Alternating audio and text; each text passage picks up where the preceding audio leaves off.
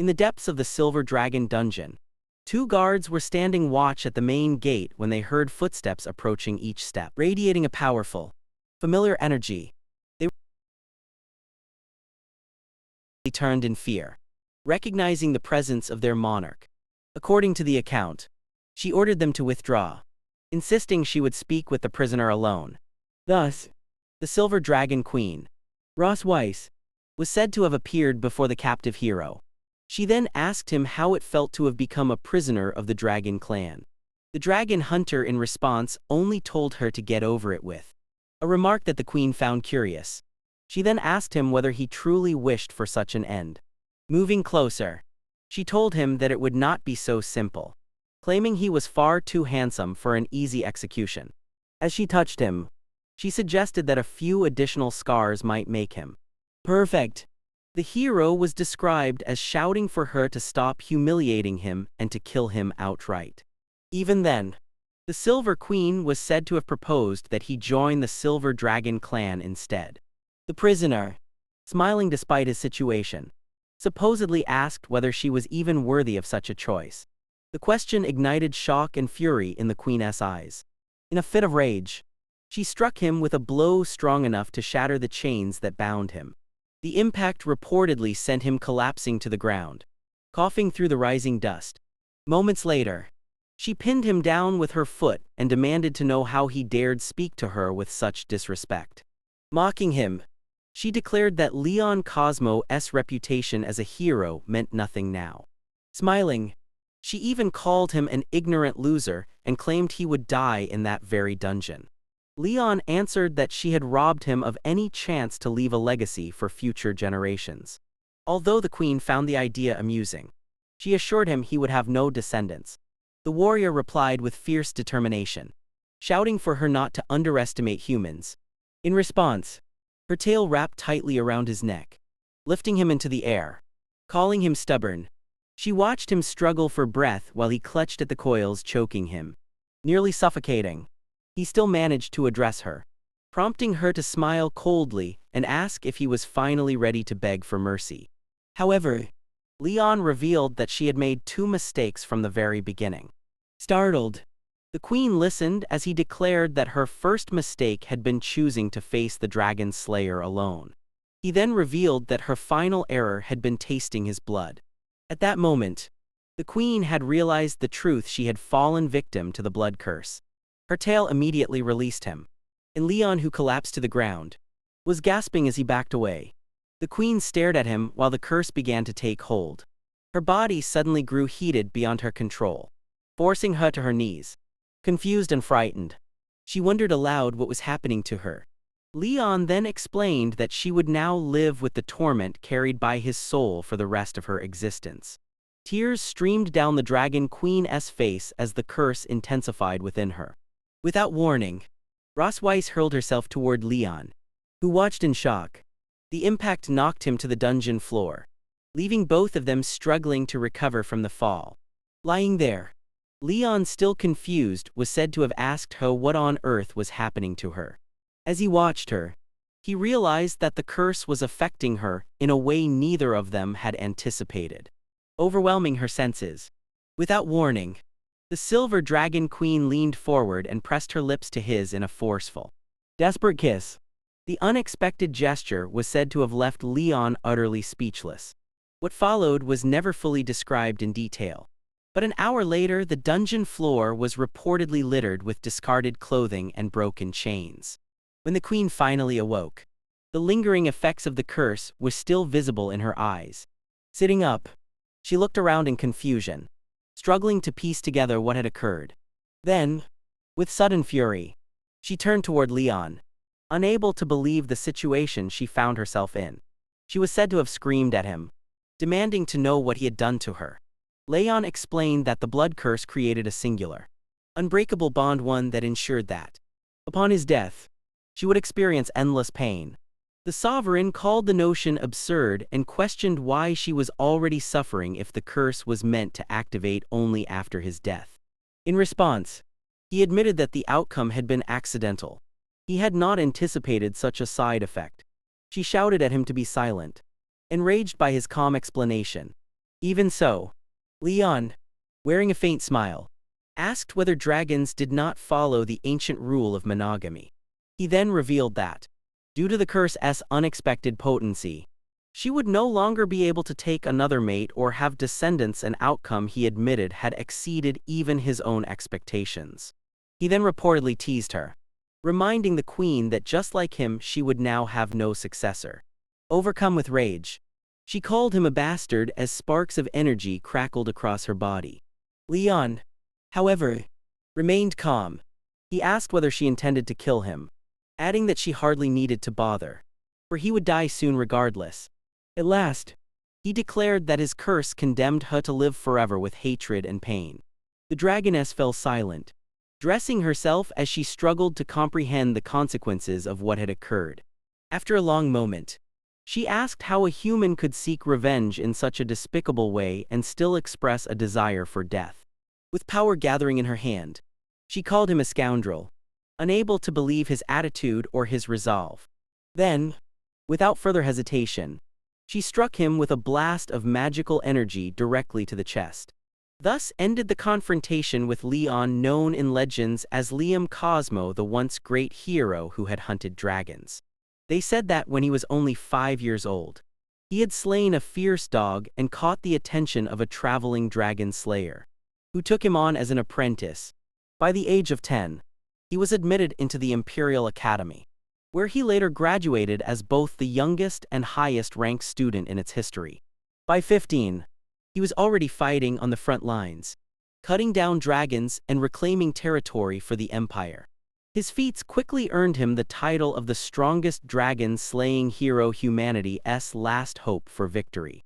However, everything changed when he fell into the hands of the Dragon Clan and was taken prisoner. 2 years passed after his capture. Then, without warning, he suddenly awakened, screaming as though he had just escaped a long and harrowing nightmare. He struggled to catch his breath as he glanced around in utter confusion. One hand pressed against his chest. He tried to make sense of the strange sensation overwhelming him. It was then that he realized he was lying in a luxurious, unfamiliar room and began to wonder where he could possibly be. The door soon creaked open, and a small, dark-haired girl peeked through the narrow gap. In a gentle, sweet voice, she remarked that he had finally regained consciousness. The hero was reportedly stunned, struck by how adorable she seemed. In that moment, everything began to fall into place in his mind, and he concluded that he must have been taken to heaven as a reward for his service to humanity. He even referred to the girl as a legendary angel, but she only stared at him in confusion. Asking what an angel was, he smiled warmly as he moved closer and asked the little angel what her name was. The girl answered cheerfully that she was called Muin. He reportedly found the name beautiful, though he wondered why her hair color was so unusual. Muin then explained that her mother had told her the color represented the moon, an explanation that stunned him, for it suggested that angels, contrary to his assumptions, apparently had mothers. He lifted her into his arms and introduced himself as Leon Cosmo. Hearing this, the girl exclaimed with excitement that she knew the name. Leon meant lion. When he asked who had told her such a thing, she replied that her mother had. A faint suspicion arose in him, and he hesitantly asked who her mother was. With bright enthusiasm, the girl announced that her mother was Ross Weiss. The name struck him like a bolt. In that instant, he realized that her mother was none other than the Dragon Queen herself, and he finally began to piece together the true nature of his situation. According to later accounts, Muin ended her explanation with a radiant smile and declared that he was her daddy. The revelation left him frozen and utterly speechless. The little girl then asked again if he truly was her father and if her mother, Ross Weiss, had been telling the truth before calling out happily for her mother. Her innocent confirmation struck him even harder, deepening his shock. Soon after, the Silver Dragon Queen herself appeared, while Muin excitedly announced that her daddy had finally woken up. The queen simply replied that she was already aware. With a calm smile, she confirmed that he had indeed regained consciousness. Muin then added that her mother must be happy, since she had visited him every day. Although the dragoness affirmed this, Leon privately thought that only a fool would believe such a claim. A moment later, the queen gently asked Muin to go play outside so she could speak with her father in private. Once they were alone, he asked the Silver Dragon Queen if Muin was truly his daughter. She confirmed that she was. Biologically, with her tail tapping impatiently against the floor, the queen angrily accused him of hating her. Leon stepped back, his mind racing as he questioned why she had given birth to the child and why she had saved him. The queen explained that he had been asleep for 2 years and asked if he really thought she would simply let everything pass without consequence. Furious, Leon shouted that he had never intended to do anything like that, insisting that they could not coexist and that he would never have touched her under any other circumstances. The queen teased him, asking if touching her had been torture, and he admitted without hesitation that, of course, it had been. In response, she immediately wrapped her tail around his leg, and with surprising strength, she used a pole to fling him backward onto the bed. She pinned him down. He asked fearfully what she intended to do. Without offering an answer, the creature tore his shirt in a single motion. Then, holding a magic circle in her hand, she revealed that she planned to carve her own dragon pattern onto his body, prompting him to scream for her to stop. She explained that the mark would make him her prisoner and his greatest source of shame, ensuring that he could never leave her. She then mocked him, asking what his human comrades would think if they saw the dragon tattoo. As he felt the mark spreading across his skin, he questioned why she had to go so far. The sovereign approached him, explaining that the dragon's concept of revenge was extreme and inhumane, and declared that she wanted him to live forever with that shame, humiliated by her without end. Yet, strangely, Leon felt an unexpected sensation as the mark formed. For the queen, the act was considered a great honor. She leaned over him and said it was time to begin his unbelievable revenge as a dragon. The scene then shifts to the Grand Silver Dragon Castle, where 2 maids commented that the queen seemed in a good mood, presumably because her husband had finally awakened from his coma. But hidden nearby, the Dragon Slayer had overheard their conversation and grew irritated at being referred to as the so-called husband. He recalled how the Silver Dragon Queen had pressed him against her for an entire day and night, nearly breaking his waist. Resolute, he decided that he would not become her plaything and resolved to escape. Later, he observed guards stationed at one of the castle gates and realized that escaping through there was impossible, as 4 dragons were patrolling the passage. Still, he noted that the silence and reduced number of guards was strange compared to 2 years prior. Suddenly, something on the other side of the wall caught his attention. Moments later, he discovered a mysterious hole hidden in the grass and wondered how it had appeared. Peering inside, he suspected it could be a trap. Desperate, he reportedly ignored the risk and decided that the hole would be his only means of escape. As he entered the tunnel, he bid farewell to the queen, telling her that she could keep little Muin. Unbeknownst to him, the girl was watching from a distance. Her curiosity piqued. According to the account, she excitedly pointed toward her mother and exclaimed that her daddy was digging a hole like a dog. Nearby, the sovereign observed the scene and remarked that he was indeed incredible. Muin then asked when her mother would reel him back in. The queen gently corrected her, explaining that it was rude to use the word real when speaking about her father. Curious, the little girl asked what word she should use instead. Smiling, the queen replied that the proper phrase was bringing him back. After some time, the fugitive continued running through the forest, thinking that he would soon reach human territory beyond the mountains. At one point, he paused, believing he had put enough distance between himself and the queen to shake her off. But his face quickly filled with shock when he sensed something approaching. Looking up, he screamed Ross Weiss's name as he saw her descending in her dragon form. Soon after, she congratulated him on being such a great runner, leaving him terrified. Without warning, her tail appeared in front of him. The creature then asked if it would not be fun to play with him. To his astonishment, she revealed that she had actually helped him escape by creating the hole in the first place. He admitted that he had suspected it might be a trap, but he had never expected her to catch up so quickly. The winged figure then asked whether humans would still recognize him as a dragon slayer with the mark on his chest. He replied that he would rather start a new life as an ordinary person than continue being tormented by her. It was reported that the dragon grew annoyed, complaining that he did not know how to appreciate her kindness, and prepared to take action. With a swift motion, the beast grabbed him with her enormous paw, leaving him terrified. As Ross Weiss took flight, he shouted, demanding to know where she was taking him, and she calmly replied that she was helping him return. 3 hours later, the dragon soared across the night sky near the border town. Suddenly, she released him into free fall, causing him to scream in panic. He crashed through the treetops and hit the forest floor with tremendous force. Groaning in pain and holding his head, he soon pulled himself together and remained alert. Looking ahead, the dragon slayer was surprised to see a brightly lit city in the distance. Confused, he questioned whether it was really a human city. Behind him, the Silver Queen appeared in human form and confirmed that it was indeed the human empire. She asked if merely seeing the lost city made him think he could simply return, warning with a smile that even being so close, he would not be able to go back. Unexpectedly, the mark on his chest began to glow with a purple light. The queen explained that when a person bearing the dragon mark experienced a strong desire, the mark would react in kind. She teased him about the heat in his body, prompting him to ask if she meant to act on it right there.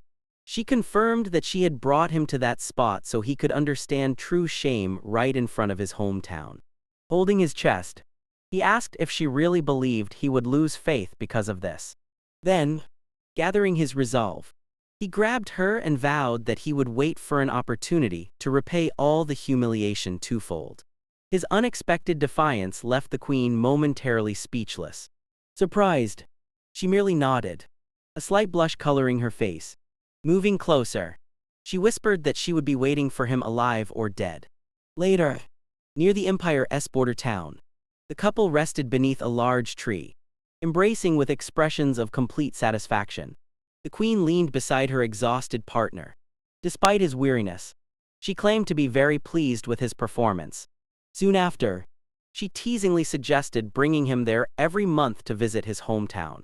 Irritated, the warrior rose and accused her of being a dragon queen obsessed with draining his power.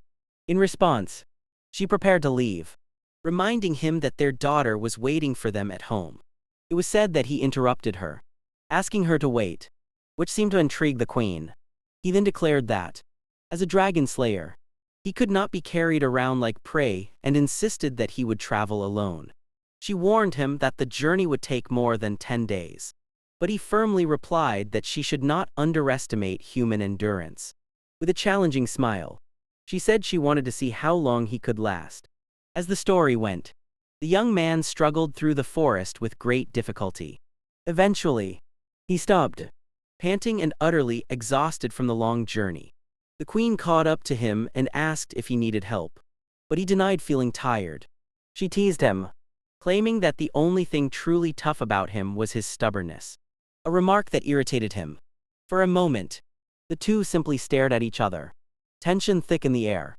Suddenly, he spotted a dragon slayer army approaching through the trees. Excitement flared in him as he imagined the knights might help him escape from the dragon. Yet, at his side, the queen's expression turned cold and threatening. He immediately realized that if he called for help, the entire group would be killed without hesitation. At that moment, one of the knights raised his hand, signaling the group to stop. Soon after, the squad leader turned toward the couple and asked if they were lost. With a forced smile, the young man replied that they were merely out for a walk, determined to avoid involving any innocent people. It was reported that the knight warned them of the dangers lurking in the forest and offered them a ride to ensure their safety. He soon introduced himself as Walker, captain of the 47th Dragon Slayer Squadron. Gratefully, the young man declined the offer, claiming they could protect themselves and subtly trying to make the troops leave. Suspicious, the captain remarked that the young man's face seemed familiar and asked if they had met before. The question filled the queen's eyes with fury. Quickly realizing the danger, The young man noticed her hand beginning to glow with energy. In an agile movement, he grabbed her hand, preventing any attack. To cover the situation, he pulled her into a hug and insisted that the captain must have mistaken him for someone else, adding that he had a common face while whispering for her to let him handle it. The leader observed the scene, and the queen seemed to accept his proposal. With a laugh, the captain bid them goodbye, saying he would not interrupt their romance any further. As soon as the troops departed, they both watched the wagon disappear down the dark road. The queen then turned to him with an angry look and asked if he had been hugged enough. She pushed him hard, making him step back. Despite this, she admitted that he had been smart not to ask for help, though she warned him about something important. She scolded him, insisting that he know his place and making it clear that she had never considered being his wife. Soon after, she warned that the road ahead was long and began to walk. Suddenly, he felt a sharp pain in his arm and grabbed it, his vision blurring as he tried to follow her. Eventually, his body gave out, and he collapsed in the middle of the forest. Seeing him fallen, the queen asked, surprised, if he had truly lost consciousness. With disdain, she called him a fragile human and released her powerful aura. She then lifted him from the ground to take him back. Transformed into a dragon, she tossed him into the air and gently caught him in her mouth. He remained unconscious on her back as they flew across the night sky. Flying beneath the stars, she decided to interpret his collapse as a silent plea for mercy. By dawn, they had returned to the majestic silver dragon castle. Inside, the warrior finally awoke in a comfortable bed. At his side, little Mun excitedly celebrated the sight of her daddy awake. He looked around confused and asked how he had ended up back at the castle. The little girl explained that her mother had brought him back. The explanation triggered his memory of being captured by the queen, a time when he had felt helpless, like prey. His attention then shifted to the bandage on his injured hand, and the girl proudly revealed that she had been the one to bandage it for her. Daddy. Watching her, he reflected on how dragons were a fierce and violent race. Yet he noticed that the child showed no hostility and treated him kindly as a father, perhaps because she was a hybrid. Smiling, he patted her head and complimented her, making her beam with happiness. Soon after, he advised her not to grow up to be like her mother, leaving her confused. Unexpectedly, Ross Weiss herself appeared at the door and asked what was wrong with being like her. Caught off guard, he hastily denied saying anything as she approached, carrying a tray. The daughter then proudly told her mother that she had bandaged Daddy's injury under her instructions. Without much emotion, the queen commented that she should have done it regardless. The girl obediently accepted this, while her father quietly thought about how strict her mother was. Wanting to speak privately, he suggested that the little girl go hide in the garden to play. Excited by the idea of playing hide and seek with her father, she dashed off happily. He hurried her along, insisting that he was not like her mother and telling her to go quickly. As he started counting, she ran ahead, laughing and asking him not to count so fast. He continued counting, keeping his eyes on her as she disappeared down the hallway. Soon after, he abruptly turned to confront the queen, irritated, and asked if she was being too harsh with the child. She explained that dragons must be strict to raise strong warriors. He argued that their daughter was gentle, but she countered that gentleness was a degrading word for a dragon. With a smile, he complimented her, saying she was also cute when she wanted to be. The unexpected remark visibly irritated her. Angrily, she grabbed his shirt tightly and yelled that he was nothing but a slave for her to vent on, demanding that he stop throwing himself at her. Her explosive reaction left him completely speechless. Ross Weiss then informed him that as queen, she had duties, and the responsibility of caring for their daughter would be his. Softening, she hugged him and said that their daughter liked him very much. The scene then reportedly shifted to the beautiful castle garden. As he walked through the garden, he reportedly reflected sarcastically on the idea of being a babysitter for a child. Suddenly, a sound from the other side caught his attention. Soon, he noticed Muin hiding behind a pillar, seemingly trying to trick him. With a smile, he pointed and shouted that he had found her. The girl, however, remained perfectly still, prompting him to observe her more closely. He then noticed the angry expression on her face and wondered why she looked upset. Embarrassed, he attempted to apologize for making her wait. Unexpectedly, the little girl turned and ran away. Leaving him puzzled, he shouted after her, asking why she was running, and found himself confused about where she had gone. Having just seen her pass by, he concluded that predicting a child's moods was an almost impossible task, and realized why the queen had left him with the responsibility of caring for her. At that moment, Muin jumped onto his back, celebrating happily that she had caught Daddy. Surprised, he asked if she hadn't just run past him. She explained that she had gone out looking for him because he hadn't been able to find her. Hearing this, he wondered if he had truly seen things incorrectly. Muin then called him over to show something, and he followed her, still confused. From a distance, another little girl watched the scene silently. Moments later, the water from the fountain gently trickled down the garden wall. Meanwhile, Muin hummed softly as she focused on her drawing, while her father watched with a calm smile on his face. He reflected that having a daughter wasn't so bad after all, feeling as though his soul was being healed. In that moment, he silently promised himself that he would help her escape from the Dragon Queen. Suddenly, the girl ran up to him, proudly showing the family portrait she had drawn. Looking at the picture, he was confused to see two children in it. When he asked about the second figure, she explained that it was her sister. Completely shocked, he realized that Muin had a sister. In his mind, he thought that he hadn't merely hit one target but two with a single shot. Recalling the girl he had seen earlier in the garden, he understood the reason for her anger. However, the little one clarified that her sister wasn't angry, she was simply shy upon seeing him. He reflected that it was natural for them to be unfamiliar with each other. Given that they had just met, he concluded that the other woman was at fault and decided that he needed to confront her. Meanwhile, far away in her study, the queen was working at her desk. She eventually raised her gaze from her reading, her expression serious. At that moment, he burst into the room, calling her name loudly. Unfazed, she calmly asked where Muin was.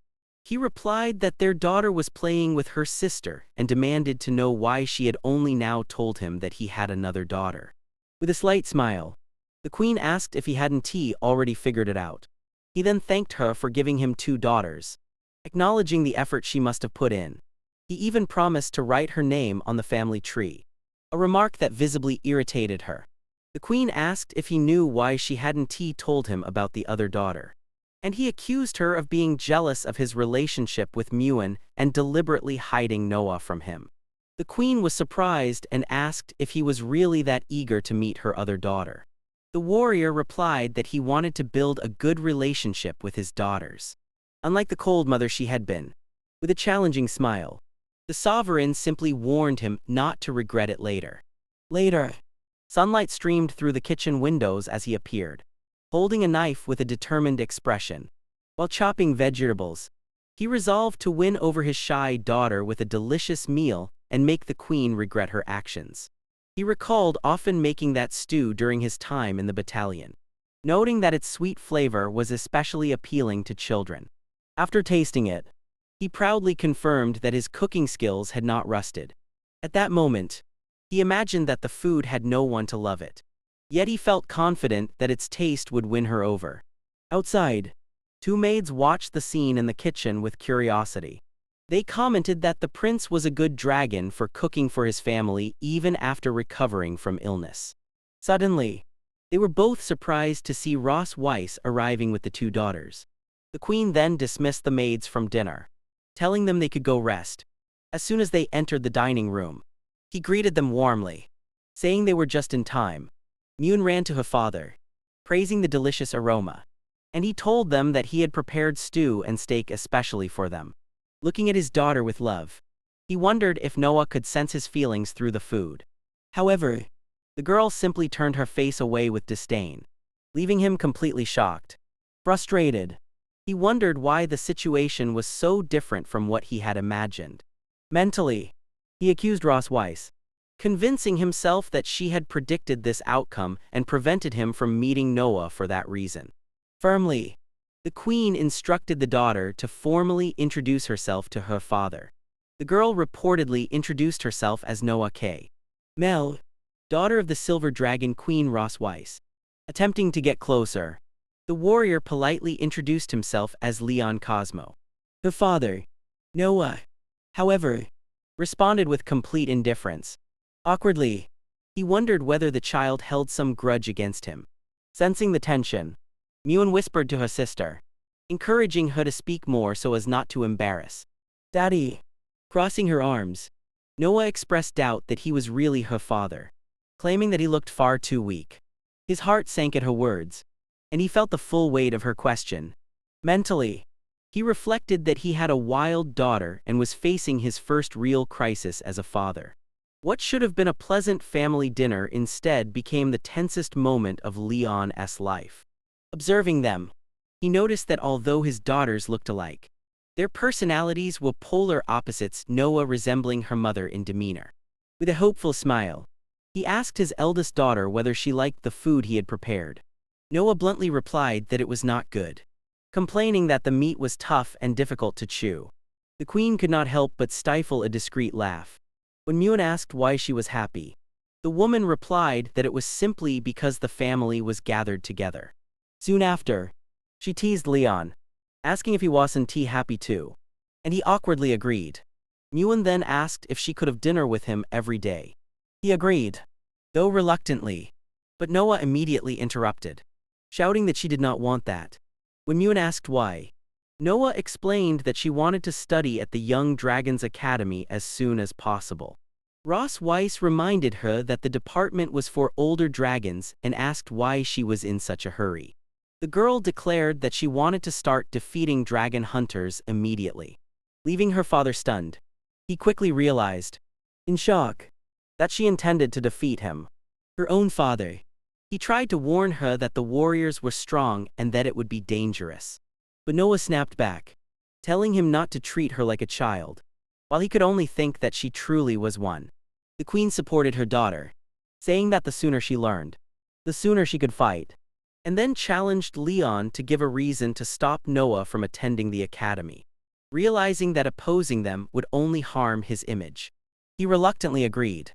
At that moment, he understood Ross Weiss's true intention and pictured her as a giant monster using their daughter to mentally attack him. Swearing silently to himself that he would get revenge, he listened as the queen declared that he would help Noah prepare for the entrance exam in a month. Excited, the girl immediately agreed to follow her mother's orders. After dinner, Muin happily displayed her full belly to her sister. Once the girls had left, Leon turned to Ross Weiss and called her over, insisting that they wash the dishes together, a suggestion that left her confused. She replied that the servants would handle it. He explained that the proper way to conclude a family dinner was for the couple to clean together, whispering that even if it was all a pretense, it was important to create a harmonious environment for their daughters. Looking back, Ross Weiss noticed their youngest daughter watching them with eyes full of hope. Seeing the girl's gaze, the queen reluctantly agreed to the plan. Hearing her response, Muin excitedly offered to help as well. Noah then firmly grabbed her sister's hand and pulled Muin away, declaring that she would come with her. With the two girls gone, the kitchen fell silent, leaving only the dirty dishes in the sink. Ross Weiss then asked when he planned to start helping. With a confident smile, he reminded her of what he had told her 2 years ago, cautioning her never to be alone with a strong dragon hunter. Surprised, she asked suspiciously what he was planning to do. He replied that, unlike the last time, he would not allow himself to be manipulated by her. Furious, the queen attacked him with her tail, questioning whether he truly thought he could escape. However, he easily blocked the strike with his hand, grabbed her tail, and asked who had said he wanted to run away. Surprised by the sudden touch, Ross Weiss cried out and lost her balance, falling to her knees in shock. Leon then revealed that he had studied the weakness of a dragon's tail and asked with a smile if she could do anything now. Approaching her, he commented that dragons were always eager to conquer and control everything. and then asked if they had ever been controlled themselves, leaving her completely speechless despite her heavy breathing. Ross remained flushed and powerless on the floor. She demanded that he release her tail. But Leon, in quiet revenge, reminded her of how he had been humiliated purely for her pleasure. He suggested they try something different, provoking a flood of insults from her. She reacted quickly, struggling to break free. Meanwhile, two maids wondered whether the prince's night had finally ended. They soon entered the kitchen, surprised at how clean it was, and questioned whether the prince had been responsible. One of them smiled, clearly enchanted by the perfectly clean dish. Through a crack in the door, the dragon silently observed their conversation. But Leon quickly silenced her, warning that the maids could not see her in that situation. Immediately afterward, the kitchen door was closed. The queen glared at him furiously, and he approached, stating that now they could begin. His gaze was firm and determined, and at that moment, her eyes seemed helpless. 3 days later, in the kingdom's vast castle, Moon reportedly asked if their father was dead from sleeping so long. Noah decided to investigate immediately. She delivered a small kick to the sleeping man's face, causing him to feel the pain and confirming to her that he was indeed alive. Shocked by the treatment, he opened his eyes and saw the younger girl's startled expression upon realizing that he had finally woken. Immediately, the little one reportedly ran off to inform Ross Weiss. Meanwhile, Leon tried to piece together when exactly he had passed out. But the woman calmly asked if he really needed a reminder of what had happened. At that, he recalled that he had been knocked out with a single punch that night. Sitting on the bed, he reflected that any ordinary person would have died from such a blow. Yet he admitted that she was very beautiful and did not look her age. The daughters asked what was wrong, and Noah clarified that he was simply staring at their mother. Discreetly, Ross Weiss knocked over a flower ornament on the vanity. Drawing his attention, he picked up the delicate accessory and, with a calm gesture, placed it in her hair, commenting that it suited her perfectly. She asked how many women had heard the same line, to which he replied that when he was a boy, he only knew how to care for his uncle's donkey. Curious, Muin asked what a donkey was, and he described it as an animal with large ears that complained a lot just like their mother. The comparison made Ross Weiss glare at him furiously before striking him hard in the stomach. The daughters asked if he was all right, and he confirmed that he was. Though still in pain, the matriarch then announced that he would teach the girls how to write, which caused him to complain that he hadn't been consulted first. Mun celebrated the news, while Noah insisted she could manage on her own. Both quickly ran off to the library to find pencils, though none chose the color purple. Alone with him, Ross Weiss informed Leon that her sister would be visiting and that he could not see the daughters. When he asked why, wondering if her family didn't want to meet them, she explained that he was now Leon Cosmo, a dragon who had awakened after 2 years. She ordered him to memorize her sister's surname in case he encountered her. He simply confirmed that he understood Her Majesty's instructions. Watching her leave, he wondered whether the queen truly believed he would obey her. Instead, he resolved to make her suffer the greatest humiliation in front of her sister. In the study of the Silver Dragon Temple, Leon began teaching his daughters how to write. Asking them to pay close attention, he demonstrated their written names and instructed them to memorize the characters before practicing. Noah complained that his handwriting was ugly and claimed that their mother's was far prettier. Muin asked what he would do next, and he explained that he needed to return something to their mother, warning that he would come back to check their work. Noah muttered that he must be an idiot, while her sister commented that he seemed happy. Muin, however, denied it, admitting only that at least he wrote quickly, though a slight blush betrayed her feelings. Meanwhile, at the city gate of the Silver Dragon Temple, an important visitor arrived. Isabel Melk, Queen of the Red Dragons. She immediately greeted Ross Weiss, delighted to see her sister again after so long. Isabel remarked that it had been a year since they last met and commented that Ross looked healthier. She asked why her brother-in-law wasn't present, having heard that he had awakened. Ross Weiss lied, saying he wasn't feeling well. and Isabel expressed regret at missing the chance to meet the dragon who had captured her sister's heart. She teased that they must have gotten along well to have children so quickly. Ross Weiss denied having any feelings for him, claiming that the marriage meant nothing. Isabel simply remarked that her sister was still as proud as ever. The two then reportedly went to the garden to talk, walking side by side and holding each other closely. From a nearby window, the prisoner observed them through a telescope, identifying Ross Weiss's sister. With a determined expression, he resolved that it was time to test the influence of the dragon mark. Meanwhile, Isabel reportedly spoke about the recent instability in the territory of the Fire Dragon King. Upon hearing this, Ross Weiss recalled the name Constantin, as the image of a fire dragon appeared in her mind. She asked whether he had disappeared, but her sister speculated that he might be attempting to expand his territory. Suddenly, a mark on her chest reportedly glowed intensely, sending a sharp jolt through her body. At that moment, she felt a strange connection forming. Isabel asked if something had happened, but she covered it up, telling her sister to continue the conversation. In her thoughts, Ross Weiss cursed Leon, realizing he was the cause of the sensation. She soon suggested reinforcing the border defenses to prevent any incidents, all while feeling the effect of the dragon mark growing stronger in her body. Isabel noticed that she was sweating and asked if she was feeling all right. Ross Weiss made an excuse, claiming she had an important matter to attend to and would return in 20 minutes. When Isabel offered to accompany her, she refused, insisting it was unnecessary. She figured it must be the dragon mark, commenting on how young people these days love to play around. Meanwhile, Leon was relaxed in his chair, wondering how long Ross Weiss could endure.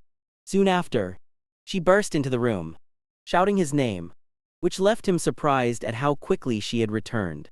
She grabbed him and asked if he had made the mark resonate on purpose to embarrass her in front of her sister.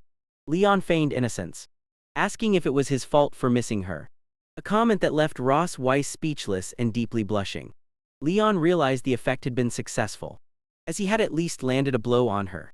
Ross Weiss scolded him, telling him that a prisoner should not be shameless and should keep his thoughts to himself. In her mind, she admitted that she had been fooled by his words while planning to punish him. She warned him that he was spared this time, but he merely teased her with a playful expression. Reflecting, Leon realized that with just one sentence, he had rendered her speechless, demonstrating the power of the dragon mark. Despite this, he wondered why his heart beat faster every time he thought about her, and he scolded himself to stop thinking such things. He then reminded himself that the girls were waiting for him and wondered why he had delayed returning.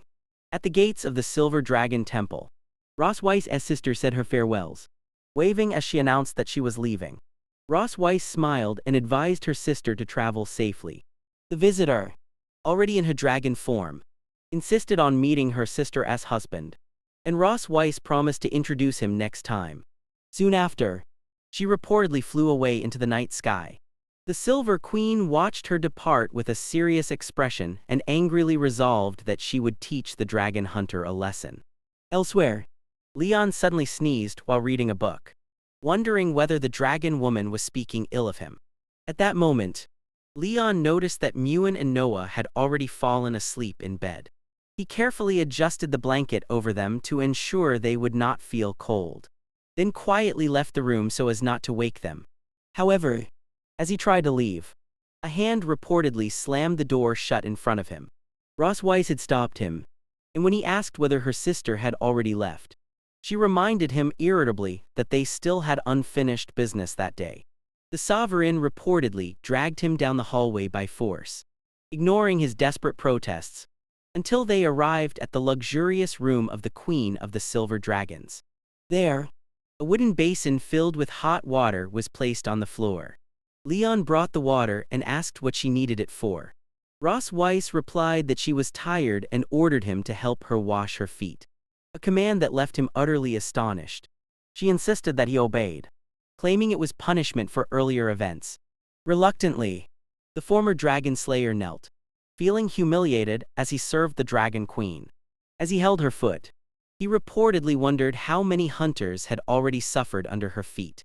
Ross Weiss, noticing his hesitation, questioned why he was merely staring, which caused her to blush, wondering if he had a foot fetish. Impatiently, she demanded that he submerge her feet in the basin of hot water. When he did so, she screamed that the water was too hot and kicked him in the face, causing him to be thrown backward. She accused him of trying to take revenge with the excessively hot water. But with a provocative smile, Leon reminded her that she had been the one to ask for his help. Ross Weiss reportedly claimed that he had not yet learned his lesson. With her foot pressed against his chest, she asked whether he had ever thought he would be trampled by a dragon, then pressed a specific point that caused him to grimace in pain. Leon reportedly asked her to stop, feeling a strange mix of shame and discomfort. But the queen challenged him, wanting to see how long he could endure it. Despite this, he resolved not to surrender to her tyranny. With a swift motion, he reportedly grabbed her foot and commented that he had eaten many kinds of legs before, but never dragon legs. Ross Weiss was shocked, unsure of what he would do next. Leon then reportedly bit her leg, declaring that he would eat raw dragon claws. Her furious scream echoed through the castle as she promised to kill Leon Cosmo. The next day, Muin reportedly woke up still sleepy in bed and asked her mother why she was limping. Ross Weiss only replied evasively that it was nothing. Soon after, the girl asked Leon about the bandage on his face, and he gave her the same elusive answer. The girl reportedly became confused at their replies, but she soon cheerfully concluded that it was a fun game and expressed her desire to take part as well. In the garden surrounding the Silver Dragon Castle, Leon and Ross Weiss were said to be walking in silence. Ahead, the woman reportedly walked with an irritated expression while he followed closely behind. From a distance, two maids reportedly observed them, thinking the scene resembled a romantic date. One of the maids reportedly found it odd that the queen and the prince did not seem close. Ross Weiss continued walking without speaking, while Leon reportedly felt uncomfortable with the silence. Eventually, he broke it, questioning her about the reason for the walk, despite having refused an earlier invitation to go out. The Dragon Queen reportedly explained that they needed to maintain the facade of a harmonious family for the people. Leon, however, reportedly thought she was acting strangely and wondered what she might be plotting. Hidden nearby, Muin reportedly remarked that her father was so slow he did not even know how to hold her mother's hand. Determined to help, she reportedly decided to intervene, even as Noah tried to stop her. Suddenly, the little girl appeared behind the couple, prompting Leon to ask, surprised, how she had gotten there. Muin then grabbed one hand from each of them and joined their hands together, explaining that they needed to hold hands to take a proper walk. The hidden girls thought the couple looked extremely sweet, though Noah concluded that their mother did not quite fit in. Leon reportedly reflected that he had not expected holding hands to affect Ross Weiss so much, thinking it revealed her unfamiliarity with being close to the girls. He reportedly commented that the girls sometimes called her Mother, and Ross Weiss asked if there was anything wrong with that. Leon reportedly explained that normally the children would say, Mommy, along with Daddy, and the way they said it now sounded distant. The Silver Queen reportedly became confused, questioning whether there really was a significant difference between the terms. With a smile, Leon suggested that they try to get the girls to call her Mommy to feel closer. Ross Weiss was reportedly left completely surprised and speechless by the idea. She then reportedly agreed that they would try it from then on, while Leon reportedly complained about being pulled to walk faster. As they walked, Ross Weiss asked if he missed home and mentioned that she had something to ease his nostalgia. She then led him to a storage building behind the castle's mountain. When Leon asked what kind of place it was, she reportedly said that she had never named it, but he could call it a storage room or a back room. She added that the name didn't matter. Upon entering, Leon was impressed and asked if it was a dragon's storeroom. He then noticed a bracelet his grandmother had given him and remarked that it would be worth a fortune in the empire. Ross Weiss explained that some items were meaningful to her personally, while others were simply war trophies. Later, Leon asked about her family, and the Silver Queen revealed that she and her sister had been raised by their grandmother. Leon shared that he had also grown up in an orphanage and had been adopted by his master. Curious, he asked what she truly wanted to show him. Ross Weiss approached a chest, claiming its contents would help him forget his worries. When she opened it, Leon was reportedly shocked to see his black and gold armor. She asked if he hadn't always wanted to recover it, and he reportedly wondered in disbelief if he was dreaming and if she was really going to return it to him. With a mischievous smile, she confirmed that she was. However, as soon as Leon touched the armor, a seal of magical runes reportedly shone brightly. He noticed the runes and lamented that his old friend had fallen so far. Ross Weiss revealed with a victorious air that he had fallen into her trap. Surrounded by the energy, Leon asked angrily what she had done. She explained that she had placed a dragon mark on the armor. Activated by his touch, Leon felt his hand convulsed as the effect began, clutching his chest in regret for trusting her. The queen remarked with satisfaction that the mark's effect would double. She grabbed his chin and teased him, asking if he could handle it. Struggling, he clenched his teeth while trying to say her name. He was then pushed backward, completely losing his balance. Pinned to the ground, he felt an intense urgency overcome him. Ross Weiss admitted that she had been searching for ways to make him lower his guard, though she had not expected him to fall so easily. Leon remained surprised and speechless, staring at her with a flushed face. With a victorious air, she asked if her performance had been convincing. Shocked, he asked if everything she had said about her family and holding hands had been a lie. As she approached, Ross Weiss reportedly stated that everything she had said before was true. But that didn't change her plans for him. She touched her own body and reminded Leon of what he had said earlier, noting that he had claimed she liked being in charge. With a smile, she confirmed that she did indeed enjoy being in control. She asked if her husband was ready before kissing him, which reportedly made him curse. The large storage room doors closed, sealing the fate of the dragon hunter. After a few hours, Leon cried out in relief, thinking it was finally over. Ross lay beside him with a satisfied expression. Irritated, Leon asked what she wanted now. Holding his chin, she commented that his scars had faded and that he now looked more mature. Leon protested angrily, insisting that he wouldn't fall for her trap again. As she got dressed, Ross admitted with a smile that he had become smarter. However, she paused, leaving Leon uneasy, before finishing with a mischievous smile, claiming that his body had deteriorated significantly.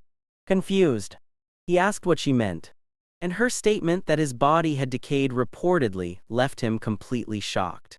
The repetition of her words left him frozen in despair, humiliated as her remarks echoed in his mind. The next day, a new dawn rose over the vast castle. Exhausted, Leon opened the door and asked who was there. Ross Weiss greeted him with a "Good morning," while Noah reportedly waited silently. With a teasing smile, she remarked that he didn't look like he had slept well. Leon reportedly asked whose fault that was, but she pretended not to remember. Observing the scene, the little girl thought that the adults had already started arguing again. Ross Weiss reportedly informed him that he needed to give lessons for the Academy's strict test. She teased him, saying that after yesterday, he could only prove his worth in other areas. Furious, Leon protested, claiming that the previous day he simply hadn't been in good shape. He promised he would pass the test but demanded something in return. The Silver Queen accepted, on the condition that his request wouldn't be excessive. With a determined look, Leon agreed, sealing the deal. Ross Weiss wished them a good study session and told him not to push himself too hard, leaving him irritated. Noah asked why he argued with her mother, and Leon reportedly explained that it was just the way they talked. Surprised, he asked the little girl what she had just called Ross Weiss. Innocently, she repeated the word, "Mommy," while holding her book. When he reportedly asked if she preferred calling her that, Noah confirmed timidly that she did. Satisfied, Leon celebrated, having guessed correctly that she would like it. The little girl stayed silent, slightly embarrassed. Soon after, Noah said it was time to study and began to walk, prompting her father to ask her to slow down. In the study room of the Silver Dragon Castle, Leon focused on his studies while two little creatures reportedly made themselves known nearby. The Valkyrie approached, asking why he hadn't gone to sleep yet. Leon explained that simple lessons weren't enough for Noah and that he was preparing a special study plan for her. He believed she could pass the test with only 1 month of study. In response, the woman said proudly that the girl had taken after her. But he looked at her with a smile and expressed serious doubt. He boasted that he had graduated as a genius and won all the school's honors. Moreover, he asked what awards the queen herself had won, leaving her speechless. Still surprised, the warrior reflected that she hadn't imagined he was so intelligent as well as strong. Even so, she teased him about how he had ended up as her prisoner, prompting the young man to shout that he had only lost once. As he lamented his misstep, the blonde mocked him, saying that the queen had stepped on him. Then she noticed a plate of peppers on the table and asked curiously what he planned to do with them. He replied that he had brought them from the kitchen to stay awake. She warned him that they were yellow peppers from the dragon clan and that he wouldn't be able to handle them. Still, he ate one, and his reaction was immediate. He screamed that it was way too spicy and began desperately searching for water in the room. The woman held his face to calm him down, which left him surprised and speechless at the unexpected touch. Slightly embarrassed, she explained that she thought her cold hands might make him feel better. He noticed that her fingertips were cool and pleasant, and feeling the touch, he realized how soothing it was. Soon after, he reportedly thanked her, saying he was already feeling better, and she stepped back. After the moment passed, both were visibly embarrassed. Finally, the Valkyrie ordered him to go to bed and warned him not to eat any more peppers. As he reportedly watched her leave, he thought that, for a moment, he had wanted her to touch his face more. He grew irritated quickly, remembering that he had been tricked by that cunning dragon. Despite this, he returned to his books, determined to find a way to recover. Flipping through a book, he dismissed the red dragon fruit and the linganu herb until his eyes reportedly settled on a page describing the dragon's big force. With a smile, he realized that he had finally found what he needed.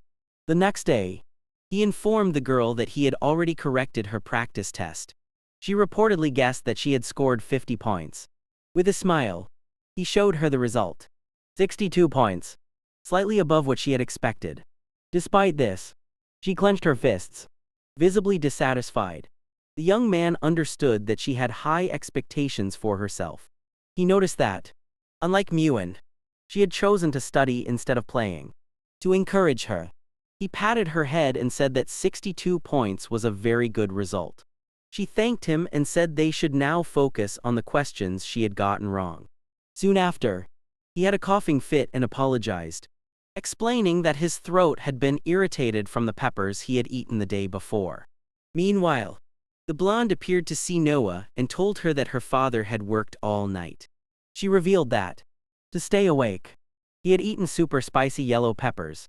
Then the girl surprised him by holding out a small container and telling him to take it.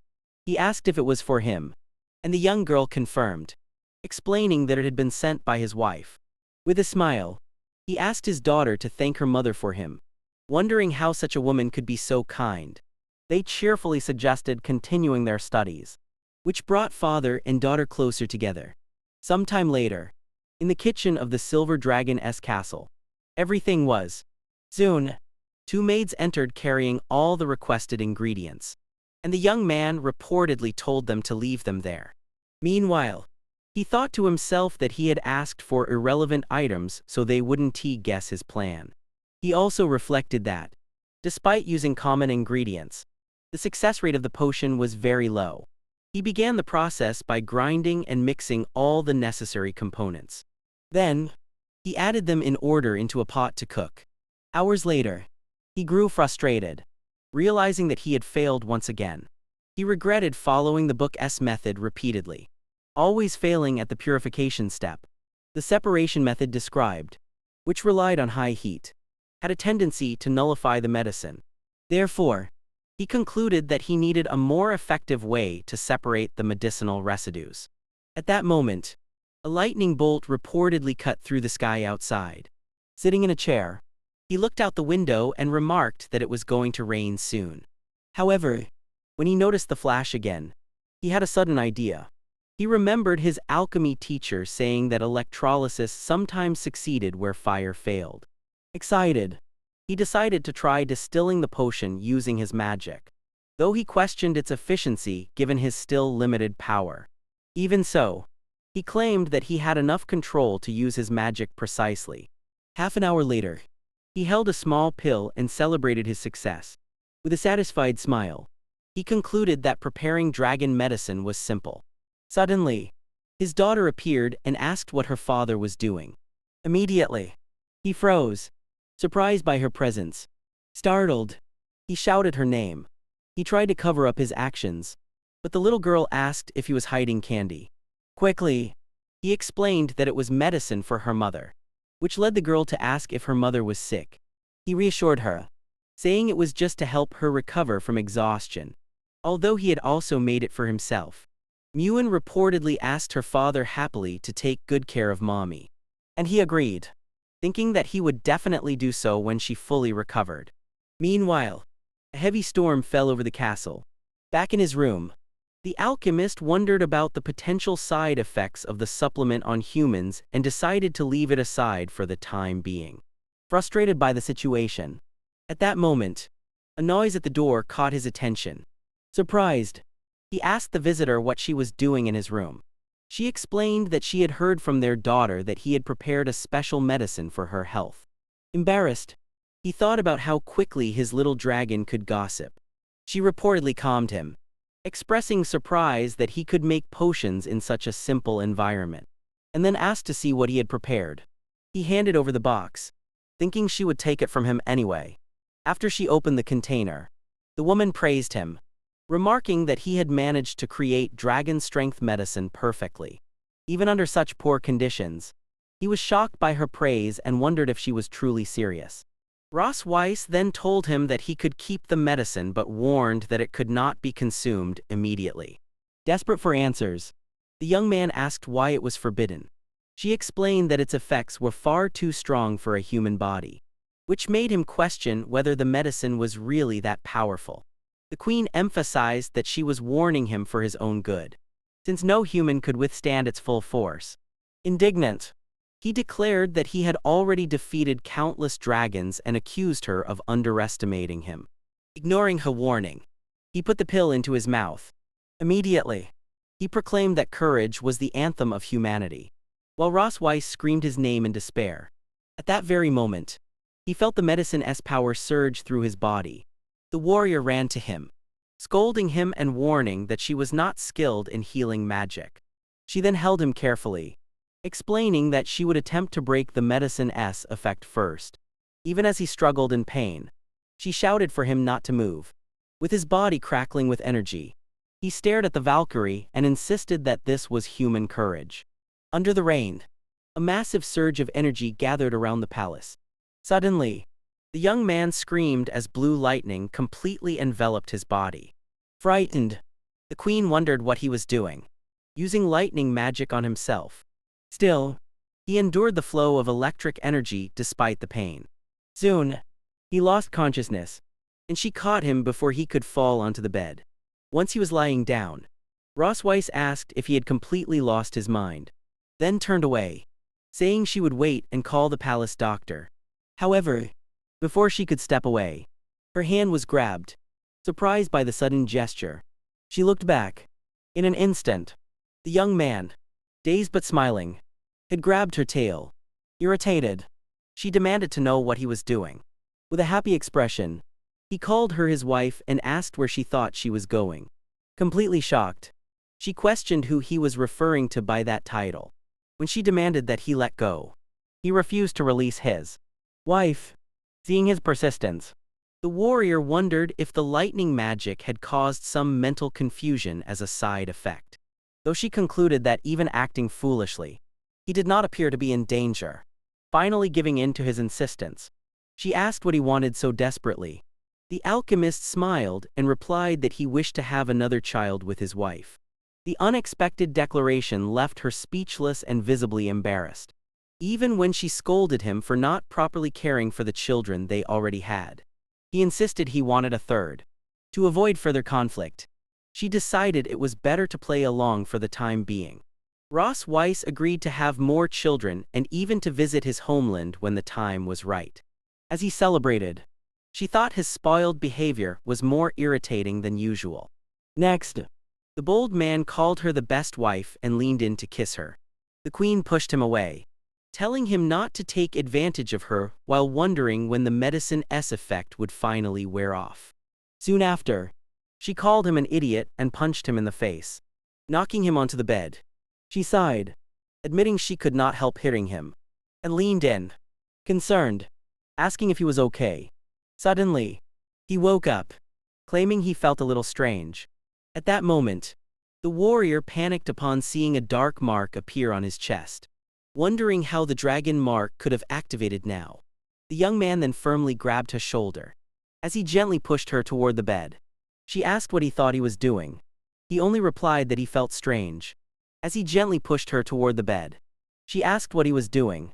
Soon after, he described how his body felt excessively hot and how his chest was pounding. The queen realized that the dragon mark, combined with the lightning, had intensified his desire for vital energy. He then hugged her by the tail, confessing his love, which made her think she might not be able to endure it if it continued. Irritated, she pushed him away, shouting for him to get off since her tail was dragging on the floor. Suddenly, the alchemist paused and placed a finger on her lips. His tone softened as he told her that she looked incredibly beautiful that night. Surprised, she noticed that his attitude had shifted to an intensity that would not take no for an answer. In that moment, she began to wonder if she was unconsciously feeling the same desire. With a gentle voice, he asked if his wife could help him with this. Embarrassed, she finally agreed, but warned that it would only be for that night. In an instant, the two shared an intimate, silent moment, united by the storm raging outside. The next morning, the sun shone over the palace. Leon finally woke, feeling the lingering effects of the previous night. Beside him, Ross watched and asked if he was already awake. Startled, he moved away and asked what she was doing there. He complained that his entire body was sore. As he tried to piece together what had happened, she asked if he remembered anything. With a teasing smile, she revealed the marks on his back, commenting that a dragon hunter shouldn't forget such things. Shocked, he wondered if he was truly responsible for the bite marks. Suddenly, memories of the previous night flooded back. With full recollection, Leon screamed in embarrassment. She asked if he now remembered how he had begged her the night before. As he continued to panic, Ross repeated some of his words aloud. Desperate, he interrupted her, insisting that there was no need he remembered everything.